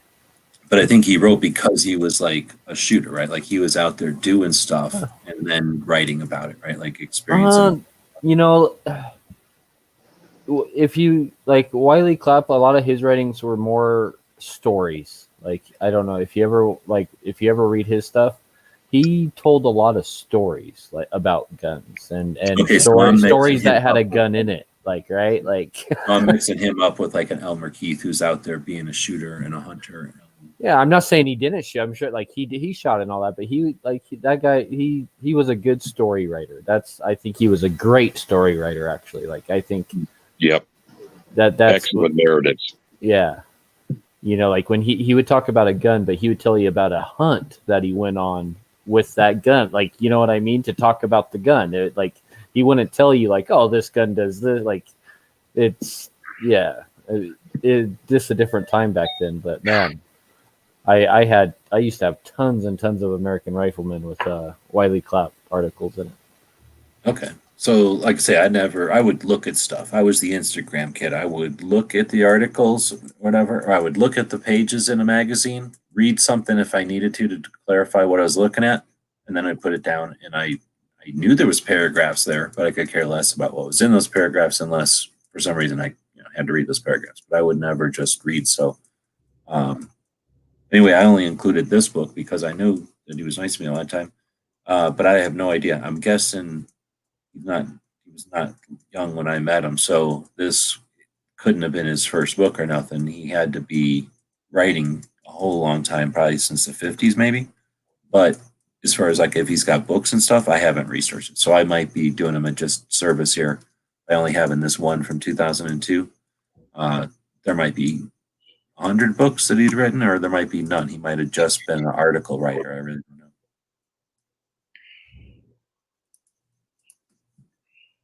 There's another one from Joyce Lee Malcolm and crazy, like opposite of smokeless powder, like only smoke. I don't know what that is. I don't even know how they did it. I had to do that with like a crazy special effects machine or something because it's just more smoke than I've ever seen, and it's coming out in such a weird kind of lazy fashion. Anyway, it's about the lack of rights of self-defense in England. I don't know. It's not up my alley. 352 pages of reading about why it sucks to be in England. You don't even have to tell me. Like, I'll just take your word for it. Combat or handgun combatives. I think I heard about this and I included it. Anybody know about David Spalding? Dave Spalding? No, that doesn't sound familiar. I know it's in here for a reason and it's a good one, but I just don't know the specifics of it. So this is Alan Corwin working with Halbrook and Copel, which is pretty much a bunch of heavy hitters. And this is the Supreme Court cases, Supreme Court gun cases, right? Every one of them. Every word plus the plain English summaries. So, like I say, I don't like Alan that much. He's kind of a jerk, I think. But what he does is amazing. And he's got great ability to get stuff out there and get these two guys together to put all the boring stuff together in one book with the plain English summary of it, which I'm guessing isn't going to be like thrilling and all that entertaining, but way easier to get through than the real stuff. But then having the real stuff, like that's another reason. I mean, I'm not going to go around saying that's what this whole deck's about, but that's, definitely what we're talking about, why we're doing this, right? To get an idea of what books are important. Like that seems like the kind of thing that would be great to have on a shelf. So power goes out, you got a question about something, whatever. You just have a question about something, you want to check it out, you want to figure out where it's at online. So, what did that say? 600 pages, 700 pages, basically. There's no pictures. John Lott, Bias Against Guns. USCCA, somewhere around, I don't remember, probably right around here, I guess. Well, I mean, would have been, well, I guess I don't know when they started. I think they started in 1999-ish. So it was around 2004 that they decided that being just a membership organization wasn't cutting it. So they were going to start publishing a magazine. And then wasn't until a couple of years later that they decided that that still wasn't doing it, that they would start selling insurance. And now it's kind of the three of them together. Now it's sort of a community. It's a publication, and the insurance part is a pretty big chunk of it. But anyway, that started in 2004. Then you got Farnham again. And this is the one that, I don't know if anybody's seen this one before, but I've seen this one quite a few times. It's often referenced. Then you got Plasterer's second book. There's Pincus. I don't know if I would have put him in there, but I know him, so put him in there. Again, I'm trying to include a bunch of training stuff, so I don't know enough about the training books to know which ones like are the core or whatever, like the good ones. So I'm just putting a bunch in there, and then I'll weed through them more in the future, I guess. Another one from Stephen Halbrook. Let's see. We got one from Kyle Lamb. What the hell is Lamb? Lamb is... I don't want to say. I don't necessarily remember what Kyle Lamb was doing. But it was something legit. He's an instructor, and he was sort of doing what Vickers is doing now, except, starting in like 2000 something. So it's a step above your Costa, or your definitely above your Haley. Like a legit dude did stuff and then started writing about it. A lot of people like this book. Then you get, I don't think anybody's ever really talked about this guy before. I met him first at 2009, so I guess the year after he started this book at a NRA show when it was here in Phoenix, and we just happened to be going strong at covering stuff, so we happened to cover it and get a video and everything, get a review. We thought it was clever or whatever, but none of us had kids, I don't think, back then. I think. No, wait. If they were too little. They were babies, so they were too little to read or nothing. So nobody was like really thinking about all the different kids' books yet. I don't know anything about this one. Firearms Only in America and How Gun Ownership Became a Principle for Citizenship. I don't know why this was in here, but I must put it in here. This one, I think a bunch of people, I don't know if people watching tonight might have it, but I know I've sent out a bunch of this one. This one's one of the Second Amendment Foundation's books. They have given this one out for a couple of years at the Gun Rights Policy Conference, and when they give it out, they bring enough for everybody. So 400 something seats, I think there's 600 seats. So they bring a lot of copies of these books. And since inevitably nobody, it doesn't become full, and not everybody even brings their books home, they end up with a bunch of extra. So on Sunday, if you stick around till the end of Gun Rights Policy Conference, they'll say, take as many as you want and give them out. And that's what I do. So I took a bunch of these, and I thought this was a pretty decent one, not just because of the cover. And we sent these out to Patreons, and I guess mostly Patreons. This is Susanna Hopp, who horrible stuff happened to her, and then she went and ran for Congress for a bit, or for state representative, I think. Wrote that book. Hey man, double back to that one, because I think your header is wrong. Green eyes and. Oh yeah, you're right. Yeah. So you could tell I'm using a template or whatever, and then on that one didn't catch that. So I'm guessing the date is correct because the other one had a different date, right? But yeah. And is Luby's a reference to the cafeteria killings? Well, yeah, she's the daughter. Oh, okay.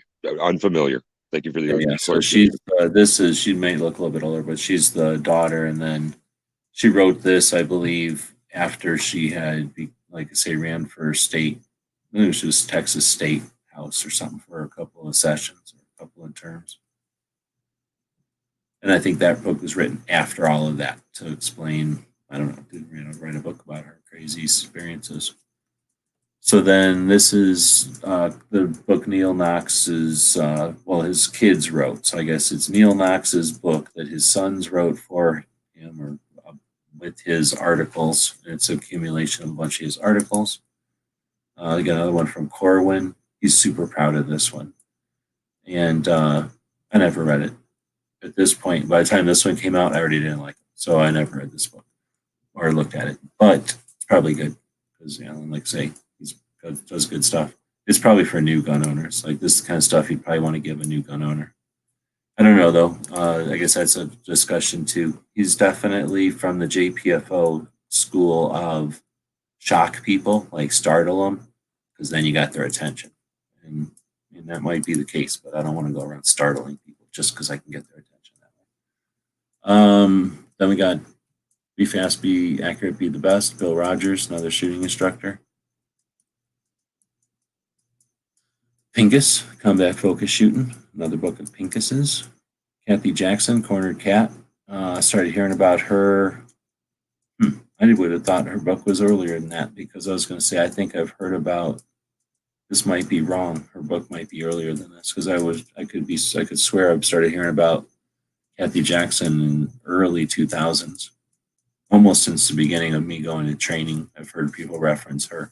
So just always been a very competent female instructor, like an instructor for females who is female, if that makes sense. Who just didn't take any crap and didn't fluff it up or mansplain, I suppose. So she's just always been talked of with in a positive way. There's Kyle Lamb again. This one was Stay in the Fight, like the second version of that Green Eyes. This one, I've talked about this before. Awesome book. Not just about Glock, but about the industry. Pretty cool book. Recoil Magazine. I don't know if that's a phenomenon or not. I think it's one of the most recent attempts at bringing a magazine back online. But you notice I don't have like SWAT. I don't have a bunch of magazines in here. I just happen to have some of those early ones, and then I put Recoil in here because they've put their foot in their mouth a few times. I don't know if that's Julie Galoub's first book, but it probably is because I think I have Oliver's in here. But she's just a hell of a chick, and on top of being a good all-around, like, what do you want to call it, like Second Amendment person, gun person, she takes the time to be a, what do you call it, like a ambassador, right? She's taken it to the level of doing it with style in front of people. So I'm sure little girls look up to her. And everybody else is going to respect her. Antis have to respect her, I would think, unless I'm just completely wrong. Oh, that didn't work. Oh, that didn't work either. How do I get out of this?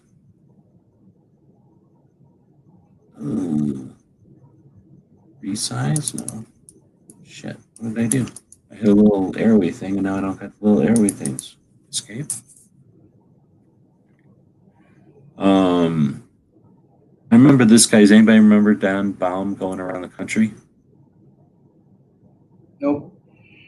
This guy went around the country a year after me and Haas did, wrote this book, and I don't know, always just rubbed me the wrong way. Like, oh, you drove around the country and you got paid decent, and all you did is talk to people and write a book about it? Like, you didn't even take a picture? Like, what the fuck?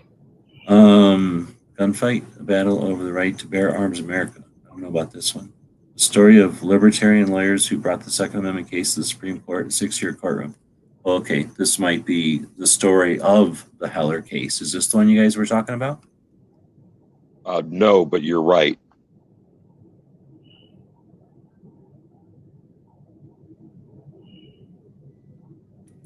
I went to drink, and there's nothing in there. So instead of like gulping what I thought was going to be water that had some watermelon in it, all it got was like nothing, air. It's like actually painful to gulp air. You expected to get water. Guns Across the Borders, Mike Detty. The whole Operation Fast and Furious started with Operation Wide Receiver, which was Mike Detty having a little crazy meth addict looking kid come up to him and try to buy something like 10 AR receivers at the same time out of nowhere. And he went to his ATF guy and said, hey, this happened. And they're like, oh, yeah, let him buy them. See what happens. And then that kept going. And he became a confidential informant. And when typically your confidential informant is one, like, drug addict narking on the other drug addict, or one gun runner narking on the other gun runner. I suppose it's more often it's probably more often drug addict, because gun running isn't that big a thing, I don't think. But anyway, normally it's criminals complaining about each other, trying to get off. So they treated them in a way that they're used to treating their confidential informants, and he ended up getting pretty much the shaft in the long run. It's not really like I can spoil it. It's fact and it's the story, but super interesting. He was a writer for like a couple of gun magazines as he was an FFL, and once all that experience happened to him, he did write the book, and it's decently written. It's actually interesting to read, and he is a Second Amendment advocate, so he understands the real deal there. The Obama administration was trying to set up or create a situation that they could then point to as, firearms being the situation, what caused the whole thing. And he's, to this day, he'll talk about it. He's not, I wouldn't call it a whistleblower, but he's also never been intimidated by either the cartels who got, reason to kill him, I suppose, or the Obama administration who, messing with Hillary's business. Just saying, he's a real deal. Also, I just filmed the video. I just have the video coming up on one of these shows where we're hanging out at a fake gun show, getting paid to act like we're at a gun show for a movie. Kim Blanchard came up with another one where he didn't have the flag held or hung wrong in 2014. So he said, when I talked to him, he said that he had bought all the old versions and threw them away because he didn't want people reading that old one. But that's when I went out and bought one right away. Again, this one I sent out to a bunch of people. If I remember right, this one's more of like almost bullet points. This is actually a pretty decent primer. Like, I wouldn't call it a deep dive, a shallow dive into how to have a conversation with people. I believe that's this one. But I remember the cover, and I know I've sent dozens of these ones out to people, Patreons. My parents' open carry. It's I guess it's for kids.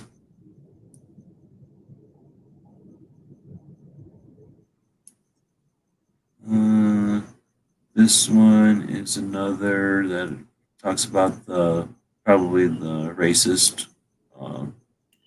history of the gun controls.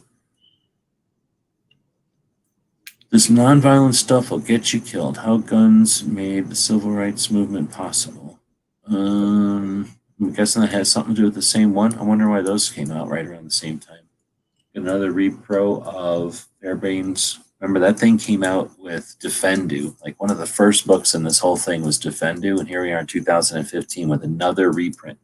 And it's just because there's only so many ways to take a skeleton and make it collapse on itself, or to cut a hole in you in a way that the blood leaks into an air hole.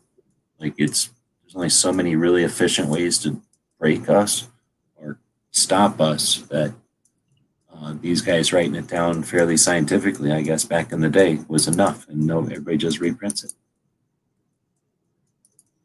This one, I don't know this one. History of the Second Amendment was repeated waves assault. Oh, actually, I think I put it in here because of that. And this was one of the first times I got this idea that there's been waves, and that part intrigues me because I think it's an injustice. We do ourselves an injustice when we act like, oh, this is the most horrible thing that's ever happened. This is the first time this has ever happened to me. Or I can't believe that this happened, right? Like, we need to start figuring out that our grandparents did this, and the grandparents before them might have dealt with something. And I don't know. I think that's an interesting aspect that I think this book or when I heard about this book, I started paying more attention to that, but I have not read this book, so I don't have all these books. Another John Lott book, The War on Guns. Put Clint Smith's book in here. Again, kind of put the instructors in there. You got Yuta's book in here, his safety book.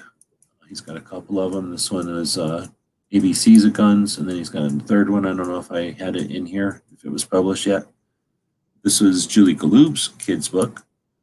No, I guess not. But there was another one from Yuta right after this, 27 Words, which is about a kids book version of the Second Amendment.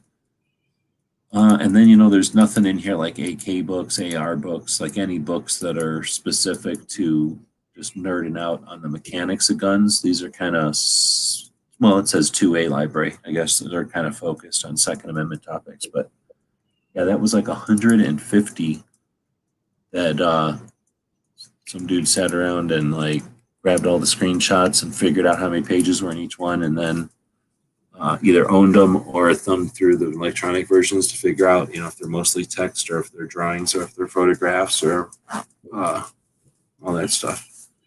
But like I say, now I can take that at some point and I'll put it into a book, and then now I've got a way to print stuff that's more than 60 pages, so I can print that, turn it into, if there's 150 cards, it'll only be 75-page book, something like that. And then what's cool is then I can add to it now, because the other problem is I kind of quit doing it.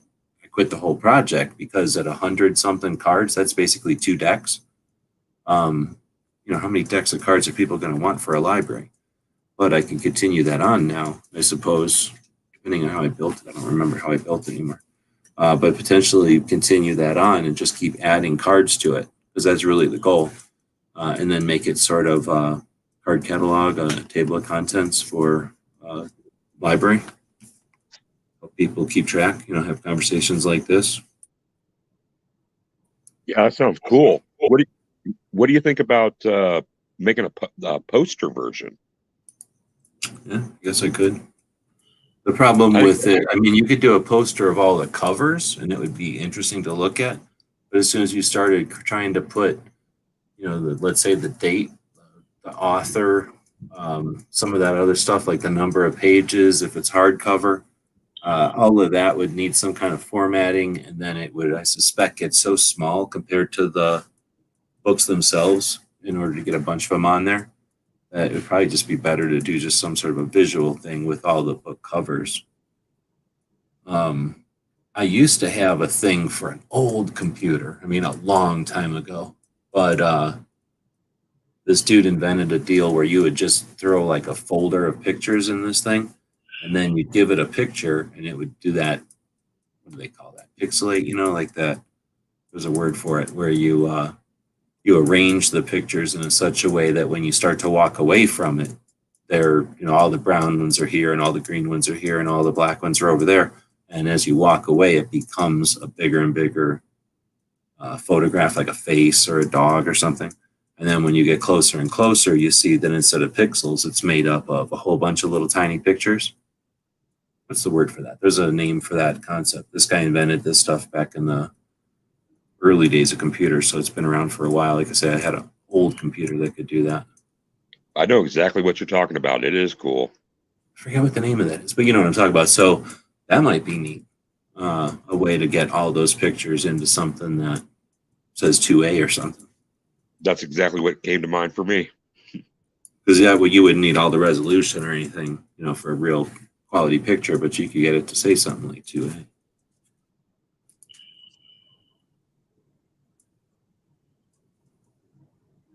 All right, well, we're at the 3-hour mark. I'll leave it up to y'all. We're having a pretty good conversation. There's 6 people out there, which is, I don't know. I'm hoping that with the new daytime show, it'll start bringing some people over. I don't really care. I'm not looking here for a shit ton of people. Who just jumped out of here? Oh, Woods jumped out of here. But, I'm not looking to have this thing be one of these 1,000 people chats. Those are ridiculous and kind of a waste of time most of the time. They're great if you just need to disseminate information, right? It's an efficient way to get information out. But to have a conversation. You know, having a lively text chat is fun. I don't what's the word? Like, I don't foster chat of everybody just, you know, chatting to each other like, hey. I mean, chat to each other, legitimate conversation, but you know what I'm saying? Like, just fluff for the point of fluff is pointless. And when you get thousands of people in there, that's about all you can do. But if we're having a good conversation in here and up to 10 people, no, how many people can I shove in here? Just 6, I guess, Joe. But if it can keep going, I mean, it's only $25 a month. At some point, I could, you know, if this thing was rocking and rolling, we could up it to 10 people or whatever, 12 people, however many the thing can hold when you're paying for it.